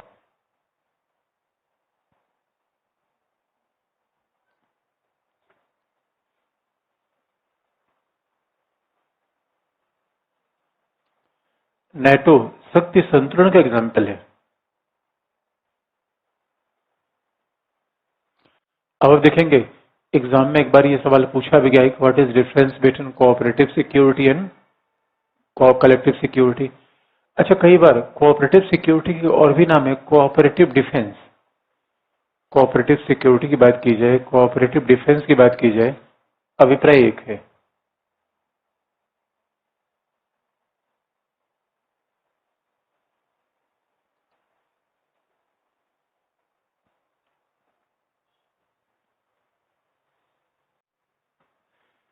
यानी ये शक्ति संतुलन पे चलता है। जरा सोच के देखिए, नाटो का प्रभावशाली होना यूएन को अंडरमाइन करता है नहीं करता है? दो में से एक ही चीज होनी चाहिए। अब बताइए, नाटो का होना संयुक्त राष्ट्र संघ को पीछे करता है? तो नाटो का प्रभाव ज्यादा है या यूएन का? नाटो का प्रभाव ज्यादा है। तो अपने आप में अगर हम नाटो का प्रभाव ज्यादा है तो क्या ये कहने की आवश्यकता है कि यूएन फेल हो गया? फिर ये कहने की आवश्यकता है। इसलिए कई आलोचकों ने कहा है दोस्तों यूएन को पढ़कर एक ऐसी गलतफहमी हो जाती है जो मुझे हो गई थी, क्योंकि मैंने भी क्लास 6 में 1 रुपए की जीके वाली किताब पढ़ी थी। अब जो शायद 10 रुपए की हो गई उसकी कीमत। तो बस में कहीं जा रहा था क्लास 6 वगैरह में, तो वहां से किताब मिली तो पढ़ लिया मैंने। अब जब उस 1 रुपए की जीके किताब को पढ़ा तो ऐसा लगा कि मुझसे बड़ा जीके के कोई स्कॉलर है नहीं इस दुनिया में। कुएं का मेढक दोस्तों, कम जानकारी वाले व्यक्ति से गलतफहमी हो जाती है। और जब मैंने जीके वाली किताब पढ़ ली, कोई भी मुझसे मिलता था मैं वही सवालों से पूछता था। मुझे लगता है कि सारा जीके किताब 1 रुपए में सीखा जा सकता है। उसके सारे फैक्ट और फैक्ट याद क्या कहता है उसे भूल गए। 2 फैक्ट मुझे उसके आज भी याद है। एक तो ये किस देश से मच्छर नहीं पाया जाता, फ्रांस में। और दूसरा ये किस भारतीय ने पहली बार जाकर संयुक्त राष्ट्र संघ में हिंदी में भाषण दिया, अटल बिहारी वाजपेयी। अब दूसरी बात पढ़कर ऐसा लगता था कि नहीं यूएन में जाना कोई बहुत बड़ी बात है, वहां जाके हिंदी में भाषण दे देना ऐसा कुछ लगता है देश का नाम बढ़ा दिया, राष्ट्र का गौरव कर दिया। अब यूएन पढ़ने पर समझ में आता है कुछ भी नहीं किया। याद रखिए यूएन में जाकर कोई भी बोले, बस पहले महासचिव बोलता है, उसके बाद अमेरिका बोलता है, उसके बाद यूएन में कोई बचता ही नहीं, कोई सो रहा है, कोई ऊँग रहा है। अच्छा बताइए, अगर हम यूएन में जाके हिंदी बोलेंगे तो हिंदी वहां बोलने का मतलब क्या है? किसी भाषा में बोलिए, क्योंकि वहां सुनने वाला ही कोई नहीं होता। और जरा सोच के देखिए, मोदी की फॉरेन पॉलिसी बड़ी एक्टिव रही है, छोटे छोटे देशों में पहुंच जाना, 5 सालों में 50 देशों की यात्रा करना। पहली बार यूएन गए, उसके बाद 4 साल लगातार यूएन नहीं गए। समय नहीं था इनके पास, समय नहीं था या उपयोगिता नहीं थी। अच्छा, किस शादी में आप जाते हैं, किस शादी को अवॉइड करते हैं? याद रखिए, अगर अगर किसी शादी ब्याह के लिए कोई ये कहता है कि समय नहीं है, इसका मतलब नहीं उसकी प्राथमिकता नहीं है। अरे भाई, दुनिया में इन्हीं सब चीजों के लिए समय तो होता है। इसलिए अगर आप अपने किसी दोस्त की शादी में नहीं जा रहे हैं और आपने ये कहा कि समय नहीं है, तो आप उसका मतलब, अगर आपके दोस्त आपकी शादी में कोई नहीं आया, इसका मतलब समझ लीजिए समय नहीं है, नहीं प्राथमिकता नहीं। इसलिए न्यूयॉर्क टाइम्स में एक कार्टून छपा था संयुक्त राष्ट्र संघ की प्रासंगिकता के बारे में। और कार्टूनिस्ट एक लेंस लेकर उसको धीरे देख रहा था। उसने कहा संयुक्त राष्ट्र संघ की उपलब्धियां क्या है, माइक्रोस्कोप से दिख रहा था। संयुक्त राष्ट्र संघ की अचीवमेंट माइक्रोस्कोप से नहीं दिख पाए, नंगी आंखों से कैसे दिखेंगे? और अचीवमेंट कोई हो तब तो दिखेगा। इसे सितंबर में बोरिंग का महीना आता है, जहां सब लोग इकट्ठे होते हैं, एक दूसरे को बिलावजह के शब्दों से बोर करते हैं। संयुक्त राष्ट्र संघ दोस्तों फूटा हुआ धूल, बेकार की संस्था है। आज तक न कोई काम कर पाया, न इससे हमें कोई उम्मीद है। कोई काम हम कर नहीं पाएगा। संयुक्त राष्ट्र संघ से ज्यादा उम्मीद कर लेना ठीक वैसे ही है जैसे अपने किसी दोस्त से जरूरत से ज्यादा उम्मीद कर लेना। और हो सकता है आपका दोस्त तो कभी काम भी आ जाए, संयुक्त राष्ट्र संघ कभी भी काम नहीं आएगा। क्या किया जाए, खत्म कर दिया जाए? तो क्या किया जाए? अच्छा, और भी आपको आलोचना बता दें, तो एक एग्जाम्पल है। अच्छा बताइए, कलेक्टिव सिक्योरिटी और कोऑपरेटिव सिक्योरिटी के बीच, कलेक्टिव सिक्योरिटी कोऑपरेटिव डिफेंस के बीच रिलेशन आ जाए, कि केवल आप विरोधी लिखेंगे या कुछ और भी लिखेंगे? क्या लिखेंगे? मान लीजिए सवाल एग्जाम में पूछा गया, तो इसमें लिखेंगे क्या? ये तो हमने बता दिया अंतर कैसे है। अच्छा, सामूहिक सुरक्षा और कलेक्टिव सिक्योरिटी में अंतर आपको दिख रहा है कि नहीं दिख रहा है? क्या दिख रहा है? तेजी से बताइए तो मैं समझ पाऊं क्या दिख रहा है।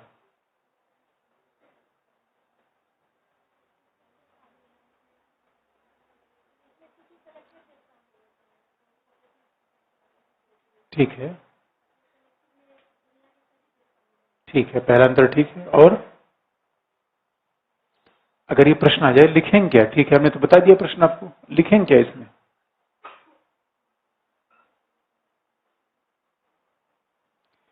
अब देखिए, अरे हमने अभी आपको बताया, पहले आप अंतर बताएंगे, फिर हमने क्या बताया, कलेक्टिव सिक्योरिटी, नाटो, संयुक्त राष्ट्र संघ विरोधी हैं, पूरक है।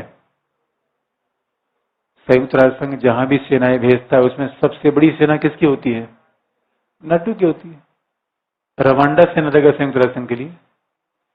इसलिए हमने एक बार बताया, collective defence, balance of power और संयुक्त राष्ट्र संघ, सामूहिक सुरक्षा एक दूसरे के विरोधी भी है, पूरक भी है। अरे फिर यही बात यहां अप्लाई करनी पड़ेगी। समझ में आ रहा कि नहीं? ये बात हमें नहीं लग रहा है भाई। आ रहा होता तो आपके चेहरे अलग होते हैं रिएक्शन। अब तो इसलिए कोई फर्क ही नहीं पड़ रहा है। ये बात स्पष्ट हुई या नहीं हुई? तो नहीं हुई भाई, सीधी सी बात है। नहीं तो मैं फिर रिपीट करें इस बात को। ये कॉन्सेप्ट कभी चेंज नहीं होता, कभी भी। कभी भी अगर आपको आ जाए यथार्थवाद, आदर्शवाद एक दूसरे के विरोधी हैं तो आपको ये विरोधी हैं। लेकिन आप बताइए, दुनिया में किसी विदेश नीति, किसी देश की विदेश नीति केवल यथार्थवादी होती है या केवल आदर्शवादी, है दोनों? आपका जीवन कैसा छोड़िए, आप क्या है? आप यथार्थवादी हैं, आदर्शवादी हैं? क्या? दोनों है।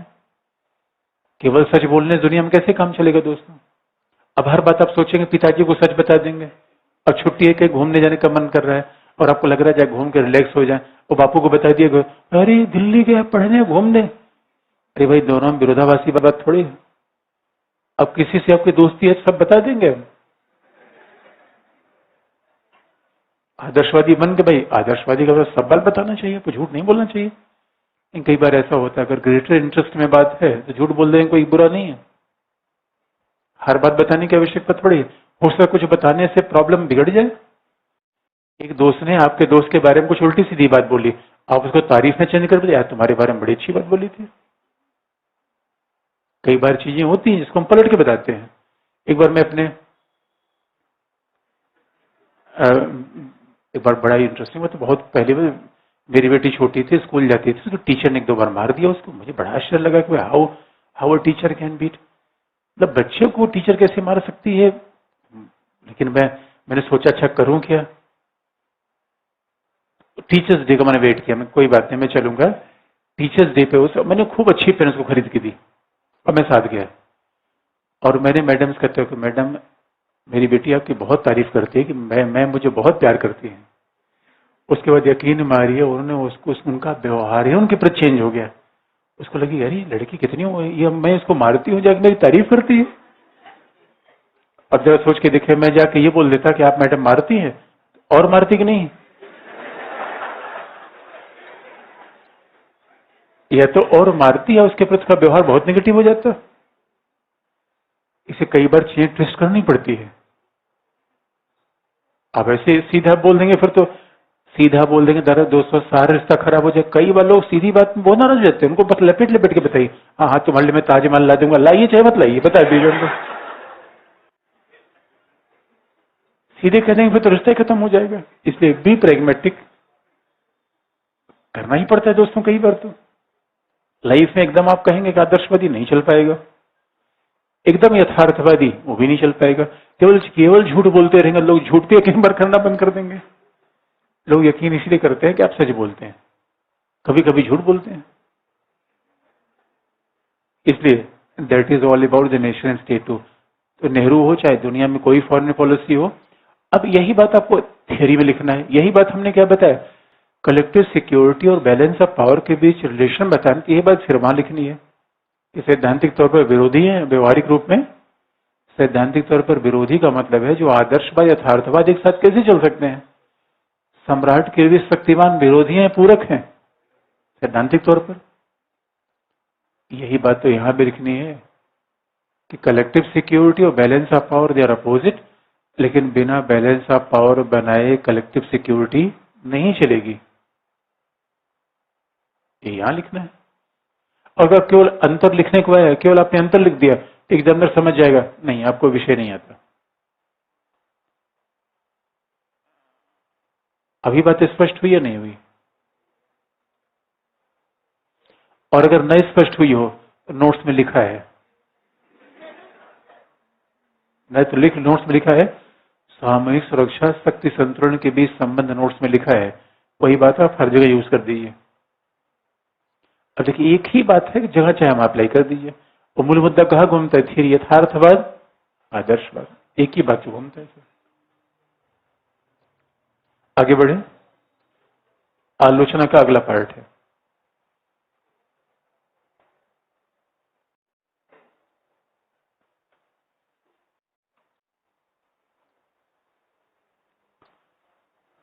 आलोचना का अगला पार्ट है कि विटकॉफ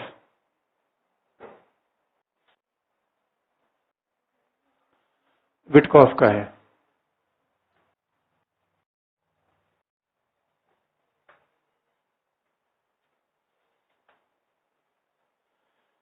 विटकॉफ ने आलोचना करते हुए कहा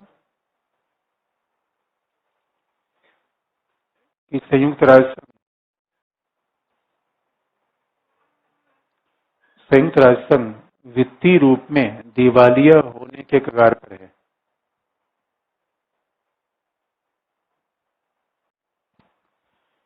it is about to become the bankrupt.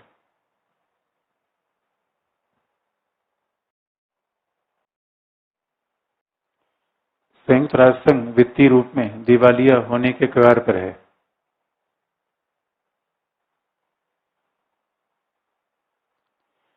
It is about to become bankrupt. अच्छा, दिवालिया होने के कगार पर है। इसकी बातें तो बड़ी बड़ी हैं कि हम मच्छर मार देंगे दुनिया से, सबको स्वास्थ्य की सुविधा दे देंगे, सबको पोषण दे देंगे। पैसा होगा तब दे देंगे या शासन दे देंगे?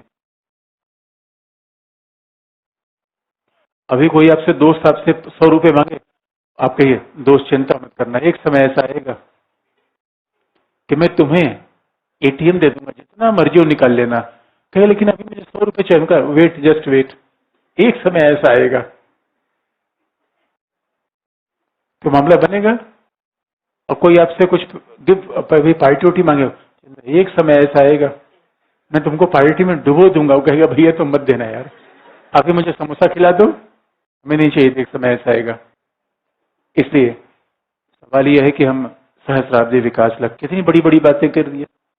सहस्राब्दी विकास लक्ष्य, शांति, पर्यावरण की रक्षा, महिला सशक्तिकरण, जेब में ठन्नी नहीं है। इसलिए उन्होंने और क्या अगला, विटकॉफ ने कहा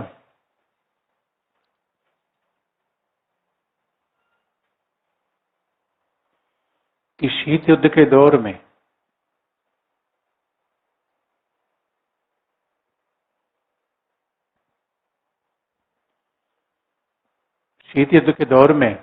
वीटो के दुरुपयोग ने संयुक्त राष्ट्र संघ को अप्रभावी बना दिया। Misuse of veto undermine the UN during cold war. शीत युद्ध के युग में वीटो के दुरुपयोग ने संयुक्त राष्ट्र संघ को अप्रभावी बना दिया।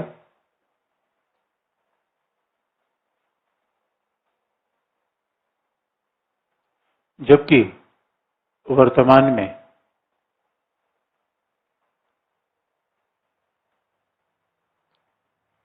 में संयुक्त राष्ट्र संघ के सामने मूल समस्या वित्तीय है। But presently the financial bankruptcy is the major cause of problem of UN. वर्तमान में संयुक्त राष्ट्र संघ की मूल समस्या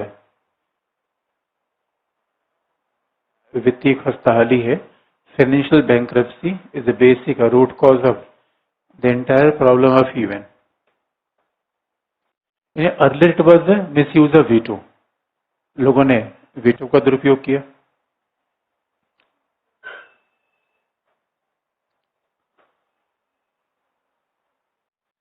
और बल्कि इसलिए विटकॉफ ने कहा भी है कि स्थापना से लेकर आज तक कोई काम ये कर नहीं पाया। और अगला,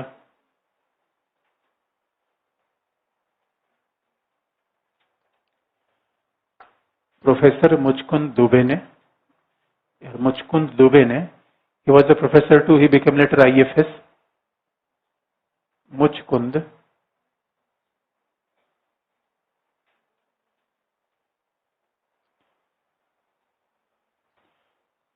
मुचकुंद दुबे ने कहा,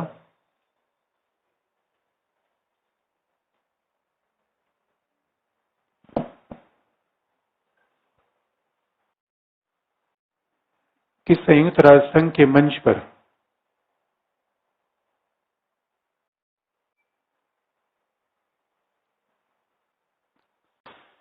संयुक्त राष्ट्र संघ के मंच पर उठाए जाने वाले आर्थिक मुद्दे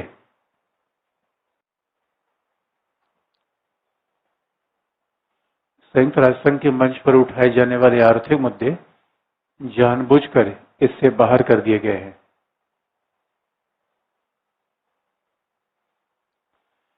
Now all the economic issues are replaced from the Forum of United Nations.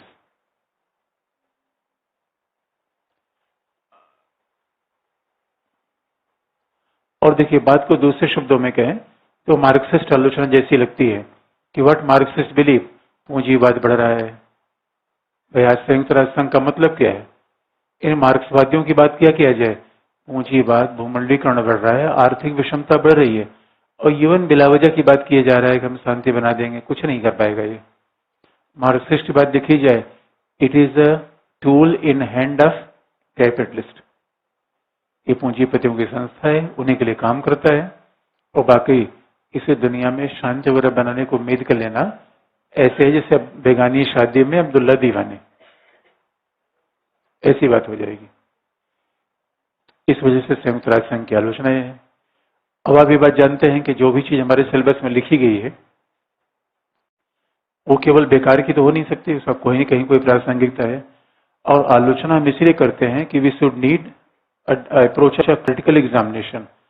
हमारा अप्रोच केवल भावनात्मक नहीं होना चाहिए, हमें आलोचनात्मक परीक्षण करने की प्रवृत्ति होनी चाहिए, रेशनली, तार्किक रूप में। इसलिए अगर यूएन है, जैसे कि प्रॉब्लम तो हर जगह है, मशीन में प्रॉब्लम होती है तो मशीन को फेंक दिया जाए, रिपेयर किया जाए। अच्छा, कई बार हमारे शरीर में प्रॉब्लम होती है, शरीर को दवाई करवाया जाए, फेंक दिया जाए, या सीधे कहीं कूद जाए, अंदर रहेगा बांस न बाजेगी बांसुरी। इसलिए आपको याद दिला दें, वायुयान में दुर्घटना होती है, लेकिन उसका यह मतलब नहीं कि हम बैलगाड़ी में चलना शुरू कर दें, यूएन में चले ही नहीं। इसलिए last, what is reform in UN?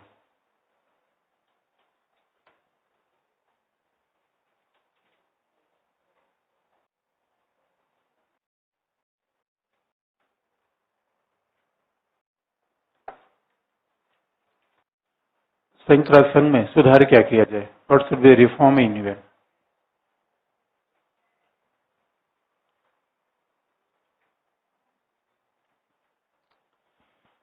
अभी बात ध्यान से देखेंगे। जैसे कि जब कभी रिफॉर्म की बात आ जाए, मेंस में जो लिखने का तरीका होता है, बार बार आपको हमें दिलाते हैं, you should always be thinking like analytical, कि why reform, what kind of reform, what are obstacle in reform.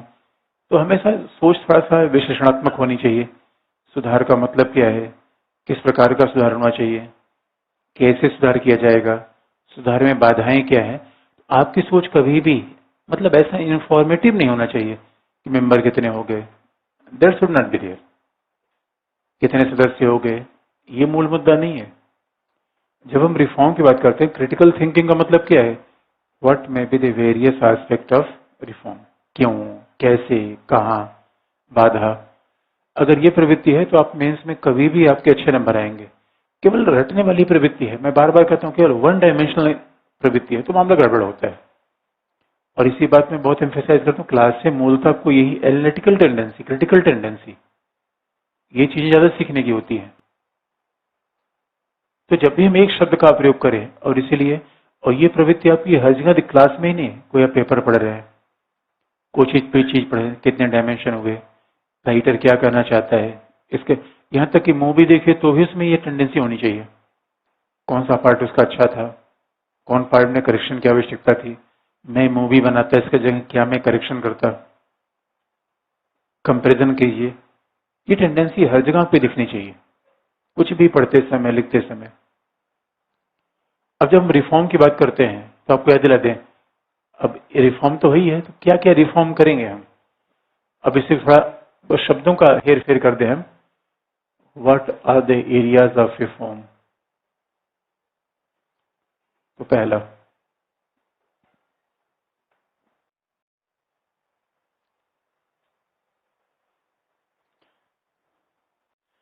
Reform के दो तरीके हैं, एक तो हम ऑर्गेनाइज कर दें,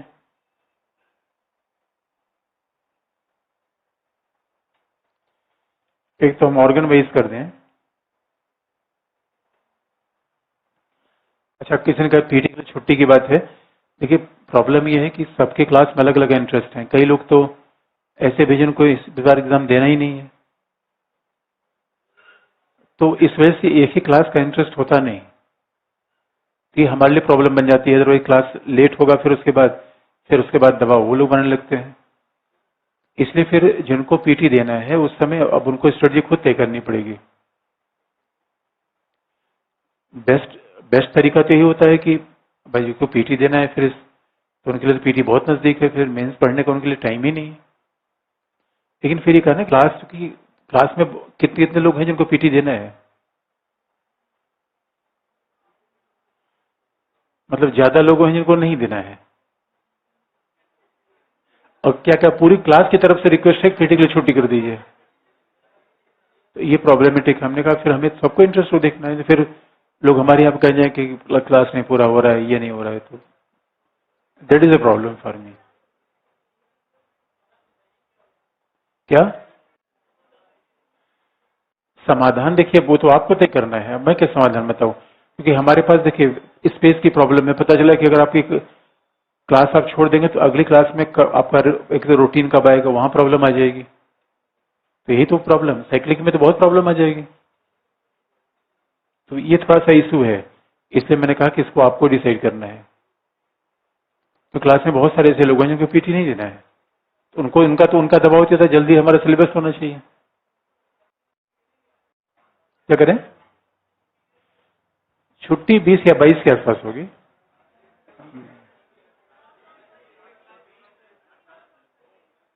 हाँ, कोई अगला है रिफॉर्म। तो पहला, स्ट्रक्चरल रिफॉर्म, संरचनात्मक सुधार।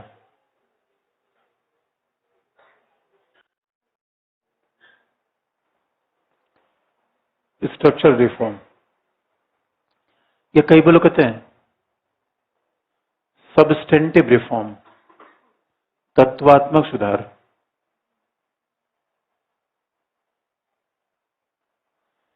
स्ट्रक्चरल रिफॉर्म या सबस्टेंटिव रिफॉर्म।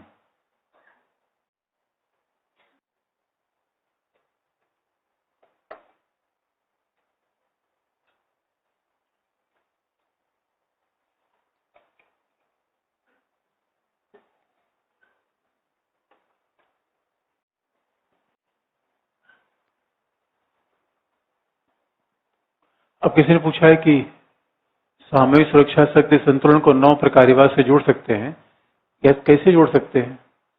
बिला वजह मत जोड़िए। मतलब जोड़ने का हमने बता दिया नहीं कि बिला वजह जो गाय को गधे से कैसे जोड़ेंगे दोस्तों? गाय को भैंस से अभी नहीं जोड़ना है। हमने बता दिया कि बिला वजह जोड़ना शुरू कर दिया है।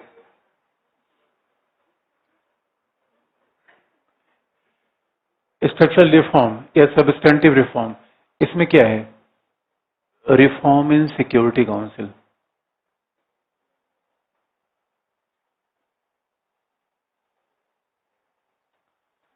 सिक्योरिटी काउंसिल में रिफॉर्म किया जाए, सामाजिक आर्थिक परिषद में, सोशल इकोनॉमिक काउंसिल में।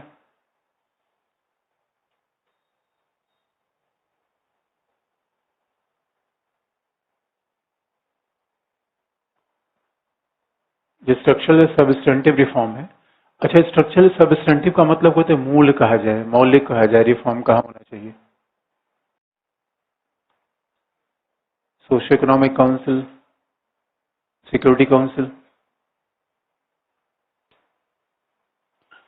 और ये बात आप जानते हैं, अब सीधी सी बात, सिक्योरिटी काउंसिल में अभी जो रिफॉर्म की बात है वो कई तरीके की है रिफॉर्म। जैसे what should be reform in security council first, the process of security council must be transparent. सुरक्षा परिषद की कार्यवाही कैसी होनी चाहिए? पारदर्शी होनी चाहिए।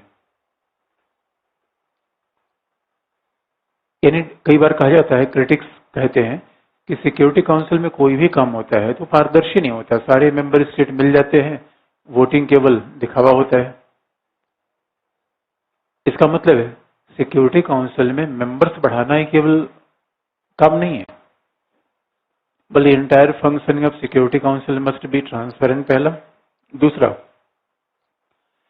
Increasing the strength of security council. सुरक्षा परिषद में 5 स्थायी सदस्यों के बजाय कम से कम इस संख्या को 24 से 25 की जाए, जिसके लिए अनेक रिकमेंडेशन आ चुकी है। यानी 2005-6 के बाद दरवाजा यूएन सिक्योरिटी काउंसिल और यूएन जनरल असेंबली के चीफ थे जिन्होंने कहा कि रिकमेंडेशन होने चाहिए। जैसे अभी आप देखेंगे संयुक्त राष्ट्र संघ अंतर्राष्ट्रीय संगठन है या नहीं है, लेकिन इसकी संरचना नहीं बताती। अब जरा बताइए कि जब संयुक्त राष्ट्र संघ स्थापित हुआ देयर वाज 51 मेंबर, और 51 मेंबर में 5 स्थायी सदस्य थे, और आज कितने हैं? 193। स्थायी कितने हैं? 5। It is gross inequality, it is undemocratic in nature. एक ही चीज को जैसे मर्जी वैसे बता दीजिए।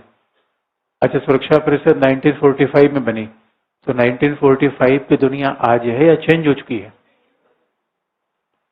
This present world order is all together changing. और इसीलिए एक हम शब्द का प्रयोग करें, ग्लोबल गवर्नेंस भी चेंज होना चाहिए। आजकल संयुक्त राष्ट्र संघ या अंतर्राष्ट्रीय संगठनों या अंतर्राष्ट्रीय संस्थाओं के लिए एक और शब्द होता है, ग्लोबल गवर्नेंस। तो शब्दों पर हमेशा we are in fact studying global governance. Governance शब्द का प्रयोग केवल पॉलिटी में नहीं यूज होता, वैश्विक होता है, global governance.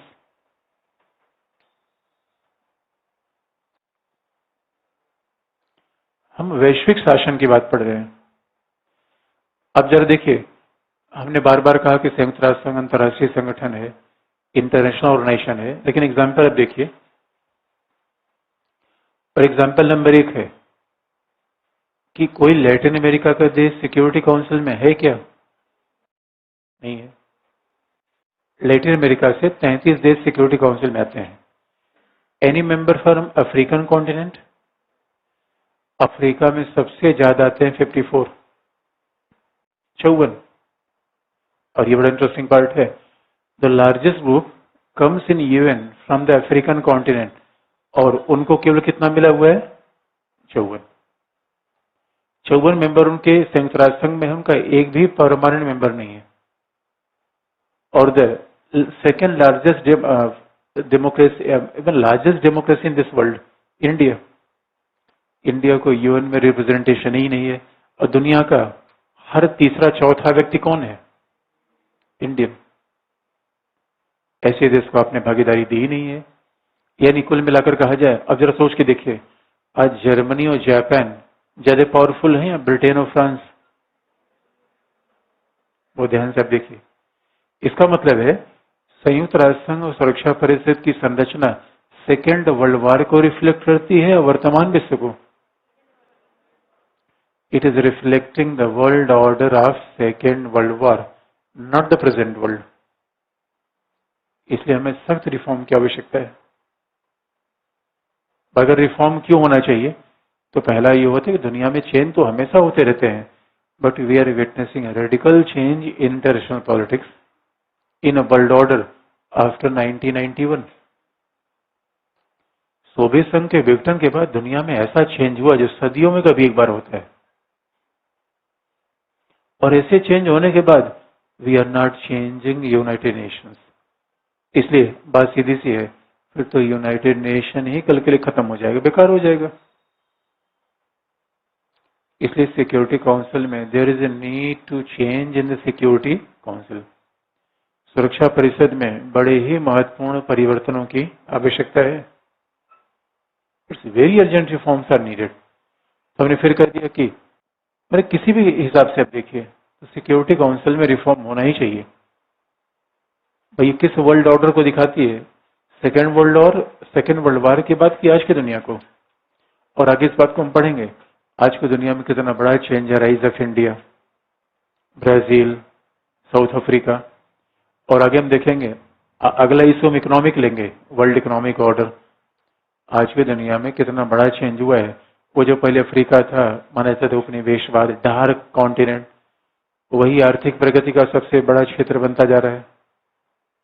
South Africa is one of fastest growing economy in the world. Brazil का न्यूली इंडस्ट्रियलाइज कंट्रीज। दुनिया में बड़ा परिवर्तन हो गया पहला, और सिक्योरिटी के नए नए चैलेंज भी आ रहे हैं।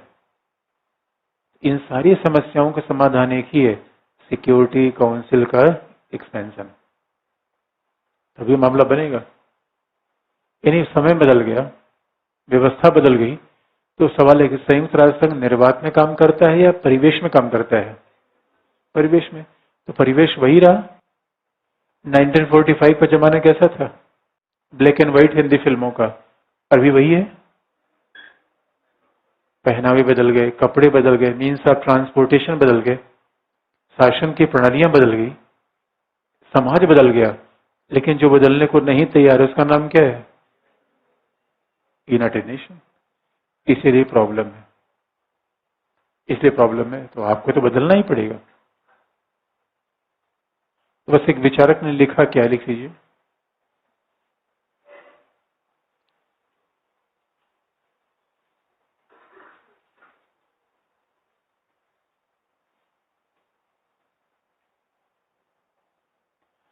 Paul Kennedy.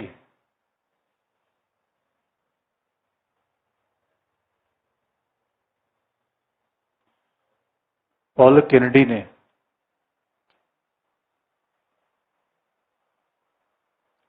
लिखते हुए कहा,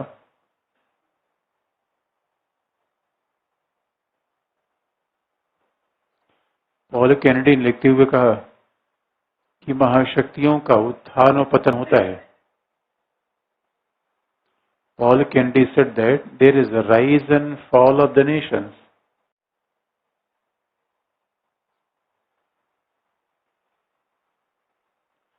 पॉल कैनेडी ने कहा कि महाशक्तियों का उत्थान और पतन होता है।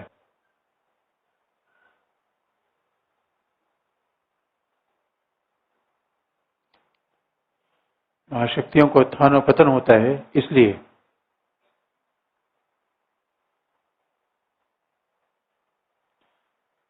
संयुक्त राष्ट्र संघ सुरक्षा परिषद में भी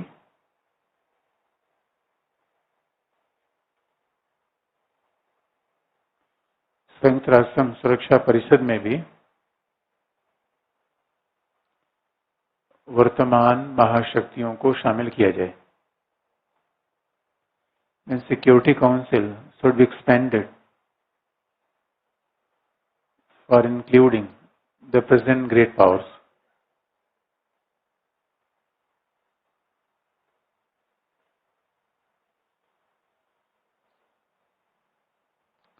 महाशक्तियों को शामिल किया जाए, इसलिए सिक्योरिटी काउंसिल में रिफॉर्म होने चाहिए। अब ये बात अलग है, कई लोग कहते हैं सिक्योरिटी काउंसिल में रिफॉर्म से इंडिया को क्या मिलेगा? तो हम फॉरेन पॉलिसी में अलग से भी पढ़ते हैं कि now India is one of the great power. अगर भारत महाशक्ति है तो सिक्योरिटी काउंसिल में शामिल हम होना चाहते हैं या हमारी आवश्यकता सिक्योरिटी काउंसिल को है? कई लोग कहते हैं इंडिया सिक्योरिटी काउंसिल की बात कर रहा है। सच पूछे, सिक्योरिटी काउंसिल हमारे बिना अधूरा है दोस्तों। That is issue. और है नहीं क्या देखिए भाई, अब आतंकवाद का अगर मुकाबला करना है तो किसका कॉपरेशन लेंगे? इंडिया का। पॉपुलेशन कंट्रोल करना है, किसका कॉपरेशन लेंगे? इंडिया का। क्योंकि अभी कुछ दिनों पहले अमेरिका ने सोमालिया में सैनिकों की तैनाती की थी और कुछ सैनिक मार दिए गए। अमेरिका ने पूरा अभियान वापस ले लिया। हम देखिए एक जगह तैनात करते हैं, हटते नहीं फिर हम, जब तक शांति न बना दे। क्योंकि 10-20 लोगों को मर जाना हमारे फर्क ही नहीं करता। यूरोप में फर्क करता है। यूरोप में देखिए एक व्यक्ति मर गया, हाहाकार मच जाता है, वहां जनसंख्या माइनस में जा रही है। और हमारे यहाँ दोस्तों बस शहीद का दर्जा देके मामला सब हो गया। इसलिए स्ट्रक्चरल रिफॉर्म में सिक्योरिटी काउंसिल, दूसरा फाइनेंशियल।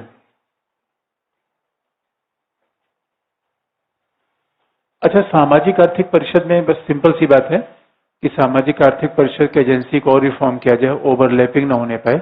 और कुछ लोग कहते हैं there must be two separate council, एक सोशल काउंसिल, दूसरा इकोनॉमिक काउंसिल,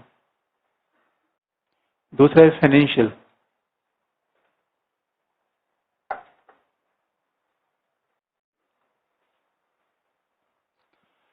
अच्छा, सिक्योरिटी काउंसिल के रिफॉर्म अगर हम एक बात कहें, वीटो को रखा जाए, खत्म कर दिया जाए?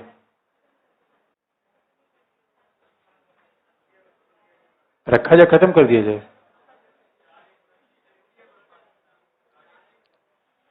अच्छा, ये रिफॉर्म की बात आपको नोट्स मिले कि नहीं मिली है?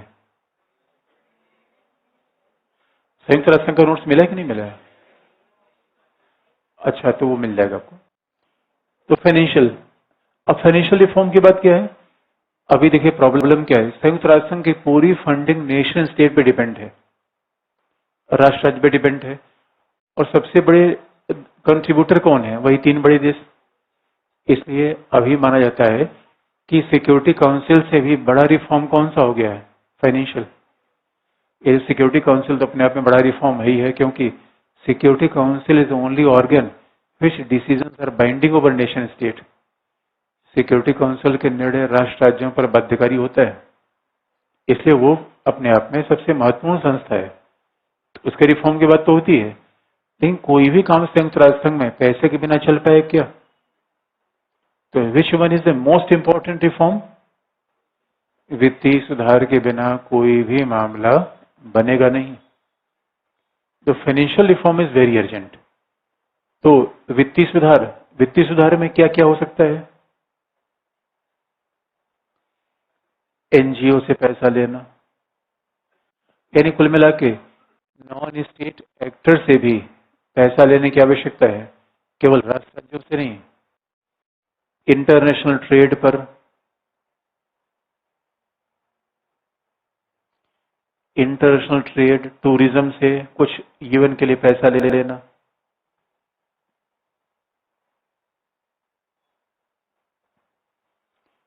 एनजीओ से पैसा लेना है। एमएनसीज इतनी बड़ी बड़ी हैं, कुछ संयुक्त राष्ट्र संघ के लिए दें 2-4-10 रुपए, इतना बिजनेस कर रही है हर जगह।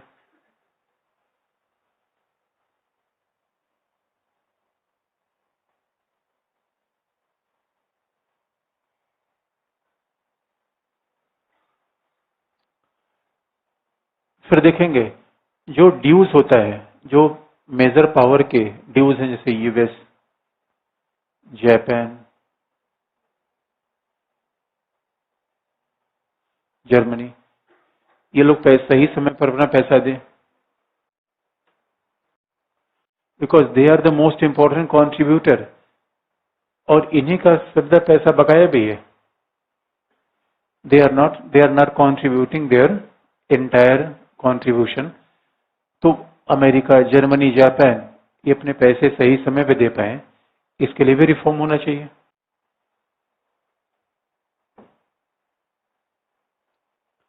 क्योंकि बिना पैसे से संयुक्त राष्ट्र संघ का एक भी काम पूरा नहीं हो पा रहा है। तो financial reform is also very important.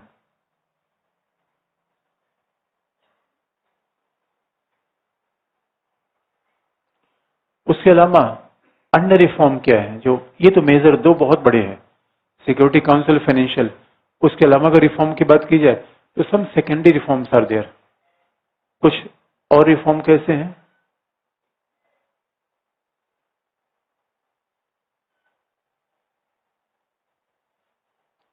जैसे कि महासभा, महासभा की बैठकों की सूची का निर्माण किया जाए।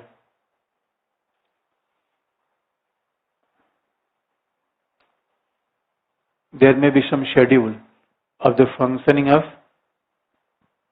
UN General Assembly।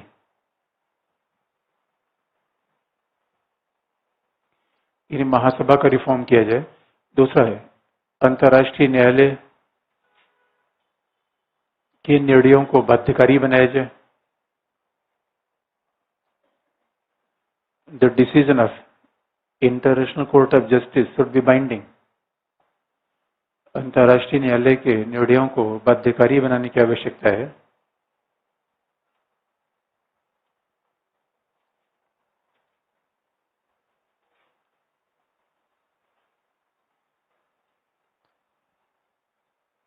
और आपको ये भी याद दिला दे, लास्ट में आपको ये भी याद दिला दे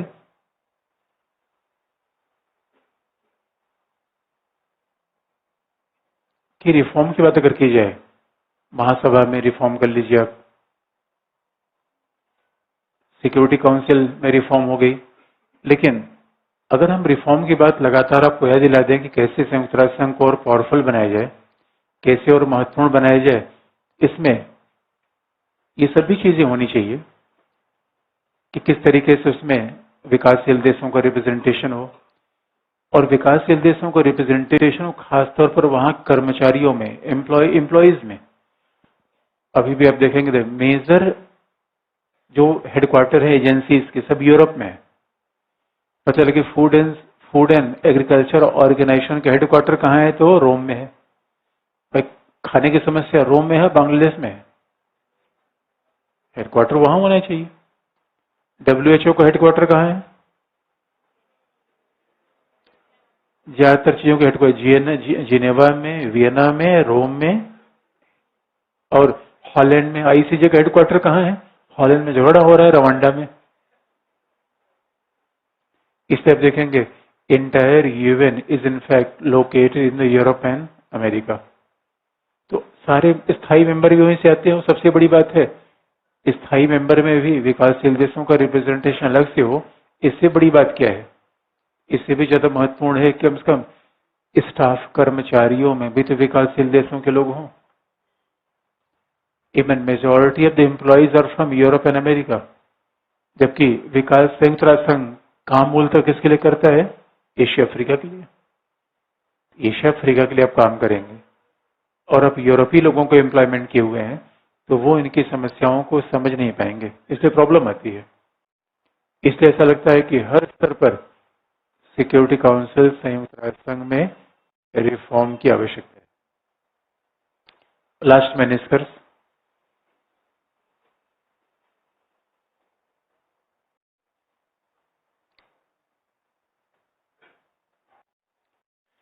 अच्छा ये आप जानते हैं कि अगर रिफॉर्म की बात है तो रिफॉर्म में बाधा भी है। रिफॉर्म में बड़ी बाधा है सिक्योरिटी काउंसिल अगर कहीं भी। अच्छा रिफॉर्म में अगर बाधा है तो बड़ा इंटरेस्टिंग पार्ट पूछा गया, पाकिस्तान से पूछा गया, भाई ये बताओ सिक्योरिटी काउंसिल का विस्तार होना चाहिए? उसने कहा बिल्कुल नहीं होना चाहिए, एकदम परफेक्ट इंस्टीट्यूशन है। Why Pakistan is opposing any reform? क्यों? क्योंकि उसे कुछ नहीं मिल रहा है। और दोस्तों इसलिए आपको याद है कि कौन सी थियरी आप यहां लगाएंगे, कौन सा शब्दावली, कौन सी थियरी लगाएंगे? Why Pakistan is opposing the any reform? क्या किसने बोला? किसने बोला? हाँ करेक्ट, रिलेटिव गेन। आपको याद है केनेथ वर्ड, रिलेटिव गेन, यानी हमारा फायदा हो न हो पड़ोसी का फायदा नहीं होना चाहिए। इसलिए पाकिस्तान कहता है ना एकदम रिफॉर्म नहीं होगा, तो ये बाधाएं हैं। और बाधा सीधी सी बात क्या है? अच्छा ये बताइए, आप गांव में अकेले आईएएस बनना चाहेंगे, पूरा गांव आईएएस बन जाए? अगर पूरा गांव आईएएस बन जाएगा तो आपको कौन पूछेगा? ऐसे गांव में आपको पूछा जाए जहां आज तक कोई आईएएस का नाम ही नहीं सुना हो, उसके बाद आप बने देखिए दोस्तों सब लोग, आपका यात्रा निकलेगी। अब पता चले एक ऐसे फैमिली से आप आते हैं जो सारे मेंबर एडमिनिस्ट्रेशन में है, तो आप बन गए तो कोई भाव आपका नहीं है।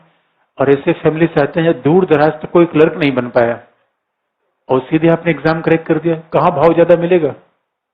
इसे याद रखिए, अपने पढ़िए लेकिन इंश्योर करिए कि आपके बाद और पहले गांव में एक भी एक सफल ना होने पाए। यही आईआर है और यही सिक्योरिटी काउंसिल लेकर संयुक्त राष्ट्र संघ की सुधार में मूल बाधा है। क्योंकि याद रखिए फिर ये बात तय है कि अंतर्राष्ट्रीय राजनीति में राज्य वस्तुनिष्ठ व्यवहार नहीं करते, अंतर्राष्ट्रीय भलाई के लिए व्यवहार नहीं करते, अपना भला तो इसे रिफॉर्म नहीं हो पाता। इसे दुनिया में पैसे कमी है, मामला पॉलिटिकल है। और कहा भी जाता है, तो सवाल है रिफॉर्म में बाधा तो ही है, लेकिन दोस्तों इसी बाधा में काम करना यही पॉलिटिक्स है। बाधाओं से निराश नहीं होते। साहित्य का आदमी से कई बार निराश हो जाता है कि यार दुनिया ये महफिल, ये दुनिया ये महफिल मेरे काम की नहीं। ना, यही दुनिया तो काम की है दोस्तों। इसी में लड़ते रहिए, भिड़ते रहिए, मजा लेते रहिए। कोई रिश्ता टूटा है, गम होने की आवश्यकता नहीं है, नए रिश्ते की तलाश करिए। दिल तोड़ के बैठ गए, कोई चला गया, कोई चली गई, चला गया, दूसरा कोई मिलेगा, खत्म हो गई बात।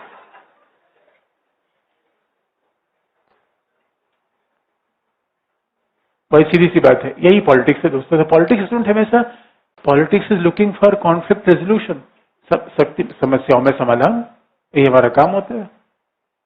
अगर समस्या है तो उसका समाधान भी है। और अब देखिए हम निष्कर्ष की तरफ चलेंगे। पामर पर्किंस ने यूएन के बारे में बड़ा अच्छा निष्कर्ष बताया है।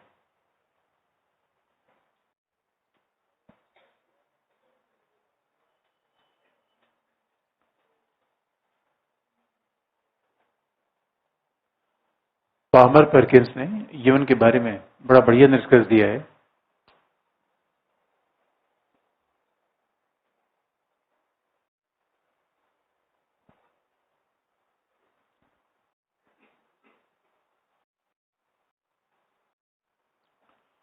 What is the idea of Palmer and Perkins?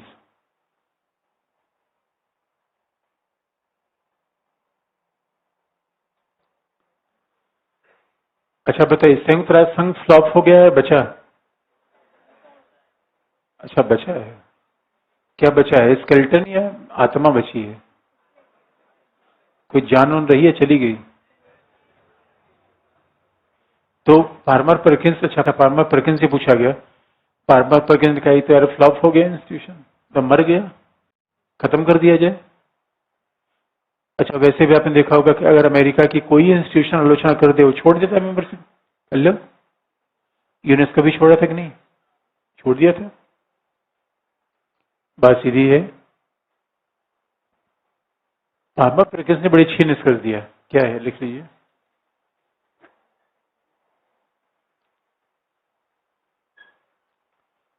Parmar Perkins का मानना है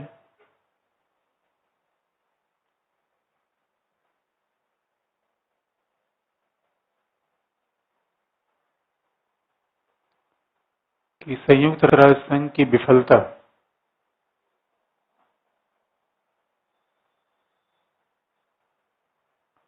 the failure of United nation, संयुक्त राष्ट्र संघ की विफलता संयुक्त राष्ट्र संघ के कारण नहीं है। UN is not failed because of the UN itself, बल्कि यह महाशक्तियों की शक्ति राजनीति के कारण है।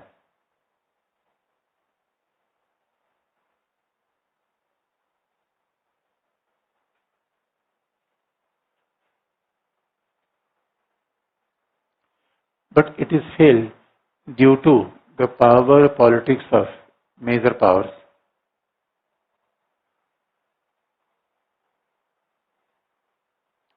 यह महाशक्तियों के शक्ति राजनीति के कारण है।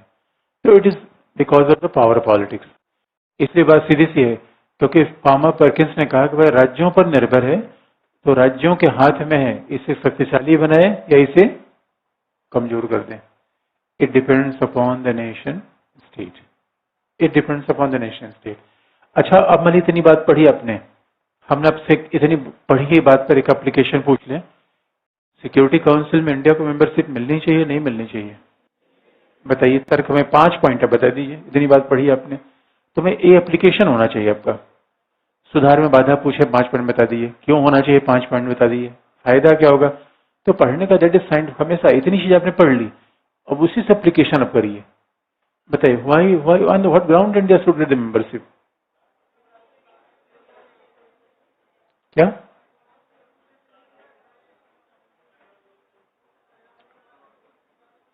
Why India should get the membership, क्या बात,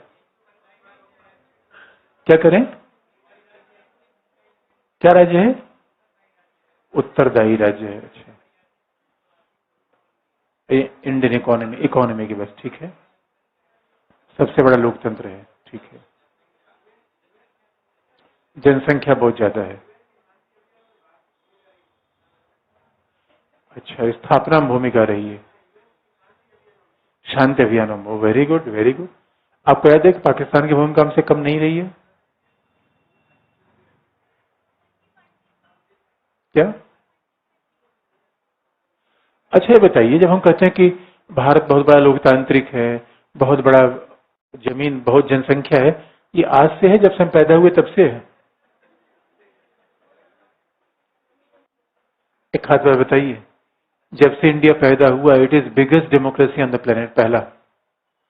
और जब से हम हुए तब से दोस्तों, जनसंख्या के मामले में चीन के अलावा आज तक कोई आगे नहीं जा पाया। होने वाले समय चीन को हम पीछे छोड़ने की तैयारी कर चुके हैं। तो आप क्या बता रहे हैं, लोकतंत्र होना, जनसंख्या होना?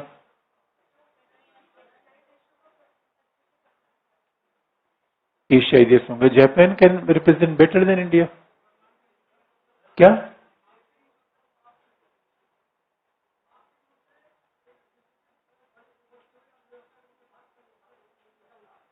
ठीक है। अब परमाणु शक्ति संपन्न नॉर्थ कोरिया भी है।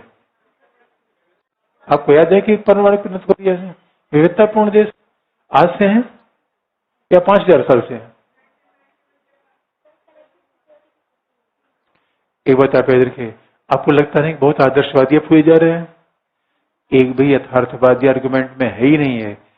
इंडिया को इसलिए मेंबरशिप मिलनी चाहिए, पावरफुल है, इसलिए मेंबरशिप होनी चाहिए, बहुत न्यायपूर्ण है। तो आपने बताया कहीं? बस एक डायमेंशन, इकोनॉमी। हाँ, इकोनॉमी से इंडिया की पावर बढ़ी है। आप याद रखिए, India should give membership because of support of P5। भाई 5 में 4 तो सपोर्ट कर ही रहे हैं। और फ्रांस तो बार बार कह रहा है, भाई हमारा तो मन कर रहा है कब को वीटो पावर भी मिल जाए हमें। कोई बात नहीं दोस्त, थैंक्स, अभी मेंबरशिप ले लेंगे, बाद में वीटो पावर मिलेगी। क्योंकि अगर हाथ में कबूतर आ जाए, मोर की तलाश में कबूतर छोड़ते नहीं। That is pragmatic. और IR क्या है? ट्रेन में आप यात्रा कर रहे हैं, सीट मिले नहीं मिले, धीरे से बैठ जाइए, उसके बाद जो बैठने वाला उसको खिसकाना शुरू करिए, और कुछ देर बाद उसको बैठा हटा के लेट जाइए। कई लोग बड़े भावनात्मक होते हैं, ना ना, पहले अंगुली पकड़िए, उसके बाद धीरे धीरे। That is diplomacy. नहीं, ज्यादा आगे नहीं पहुंचना है। दैट इज डिप्लोमेसी, ये कमाल की बात है। और आपके सारे आर्गुमेंट क्या है? हमने फिर कहा, आप देखिए ये एप्लीकेशन सारे यथार्थवाद आपने पढ़ लिया, यथार्थवाद के एक आर्गुमेंट आप नहीं लगा। जनसंख्या, लोकतंत्र, लास्ट में बातों केवल एक लाइन में लिखिए, मेजर बात क्या है? Now India is recognize major play power of this world. और आप याद रखिए, आतंकवाद हो, पर्यावरण हो, इन सारी समस्याओं का समाधान इंडिया के अलावा किसी, इंडिया के बिना समाधान हो सकता है? तीसरी बात देखिए, आप देखेंगे कि आज की डेट में P5 ने सपोर्ट किया। चाइना थोड़ा सा सीधे फेवर में तो नहीं है, लेकिन एक ही देश का अपोजिशन करने से मामला उतना बिगड़ेगा नहीं है। और सारे लोग तो और सपोर्ट कर ही रहे हैं। उसे कई एग्जाम्पल आपने देखे होंगे। अभी हम अंतर्राष्ट्रीय न्यायालय के लिए चुनाव लड़ रहे थे, ब्रिटेन हमारे पक्ष सामने था और ब्रिटेन को पीछे हटना पड़ा। ब्रिटेन ने कहा कि हम इस मेंबरशिप के लिए भारत के साथ संबंध खराब नहीं करेंगे। तो this is sign of new India. तो because India is emerging in terms of power, और संयुक्त राष्ट्र संघ की मेंबरशिप देने के लिए पावर जरूरी है। भाई इन्वायरमेंट की प्रॉब्लम है, आतंकवाद की प्रॉब्लम है, बिना भारत के सपोर्ट कहाँ हल होगी? और सबसे बड़ी बात है, India and China, in fact India is now growth of, it is become engine of entire world economy. सबको भारत के बाजार चाहिए नहीं चाहिए? चाहिए। इसलिए इंडिया को मेंबरशिप मिलना चाहिए। आदर्शवादी बातों को लास्ट में लाइन में समेटिए, यथार्थवादी बातों को आगे करिए कि बिना शक्ति के मामला बनता नहीं। इसलिए हमने कहा बैलेंस ऑफ पावर हो, सामूहिक सुरक्षा है, विरोधी है या पूरक है? पूरक है। भाई शक्ति के आधार पर मेंबरशिप मिल रही है और बनाना शांति है। वो रखे। क्या क्या करें? क्या अभी तक मिली क्यों नहीं है? एक्सपेंशन नहीं हो रहा है इसलिए। सर सवाल सवाल ये नहीं है कि इंडिया को मेंबरशिप मिलेगी नहीं मिलेगी, सवाल ये कब मिलेगी। जैसे एक्सपेंशन हुआ उसी के बाद मेंबरशिप मिल जाएगी। इंडिया को मेंबरशिप मिलना उतना तय है जितना विराट कोहली का क्रिकेट टीम में शामिल होना। तो that is not an issue कि मिलेगी या नहीं मिलेगी, बल्कि इशू क्या है, कब मिलेगी। और उत्तर कब मिलेगी? जब एक्सपेंड हो जाएगा। अच्छा बताइए, ऐसा तो नहीं दोस्तों हम बिला वजह कह रहे हैं security council member member member. Security council member क्या लिखेंगे? कुछ लोग कहते हैं यार ये मेंबर सिक्योरिटी काउंसिल मेंबर लेने में फायदा क्या होगा? ऐसा तो नहीं कि two birds are fighting with each other for the comb, दो गंजे लोग कंघी के लड़ रहे हैं, ऐसा तो नहीं होता है। अच्छा गंजे कंघी लेकर क्या करेंगे दोस्तों?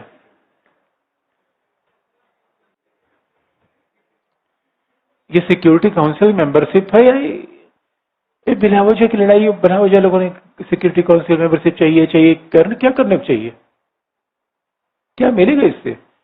अब आप आर्गुमेंट कुछ आप मुझे बताइए, क्या फायदा होगा? हमेशा थिंकिंग प्रोसेस आपको बहुत डेवलप होना चाहिए, क्योंकि आप याद रखिए चीजें हमेशा शब्द को बदल बदल के पूछा जाए। सब चीजें मैंने आपको बता दिया। मैं बार बार ही कहता हूँ कंटेंट से बाहर आ जाए तो आप मुझे बताइएगा, नहीं आएगा। लेकिन शब्द तो हमेशा बदलेंगे। अब बताइए इंडिया को मेंबरशिप मिलने से क्या, ऐसा तो नहीं कि कोई फायदा है? बिला वजह की बात हम किए जा रहे हैं। क्या क्या फायदा है?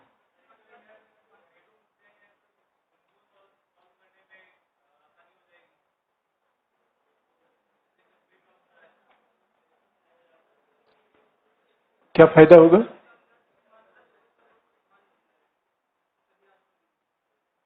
सही बात।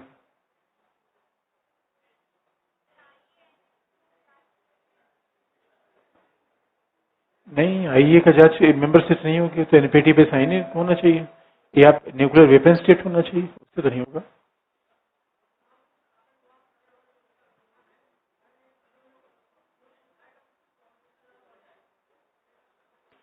वैसे भाई अगर आप इंडिया की बात कहेंगे तो क्या फायदा होगा? जो यूएन का रोल है उसी से फायदा होगा।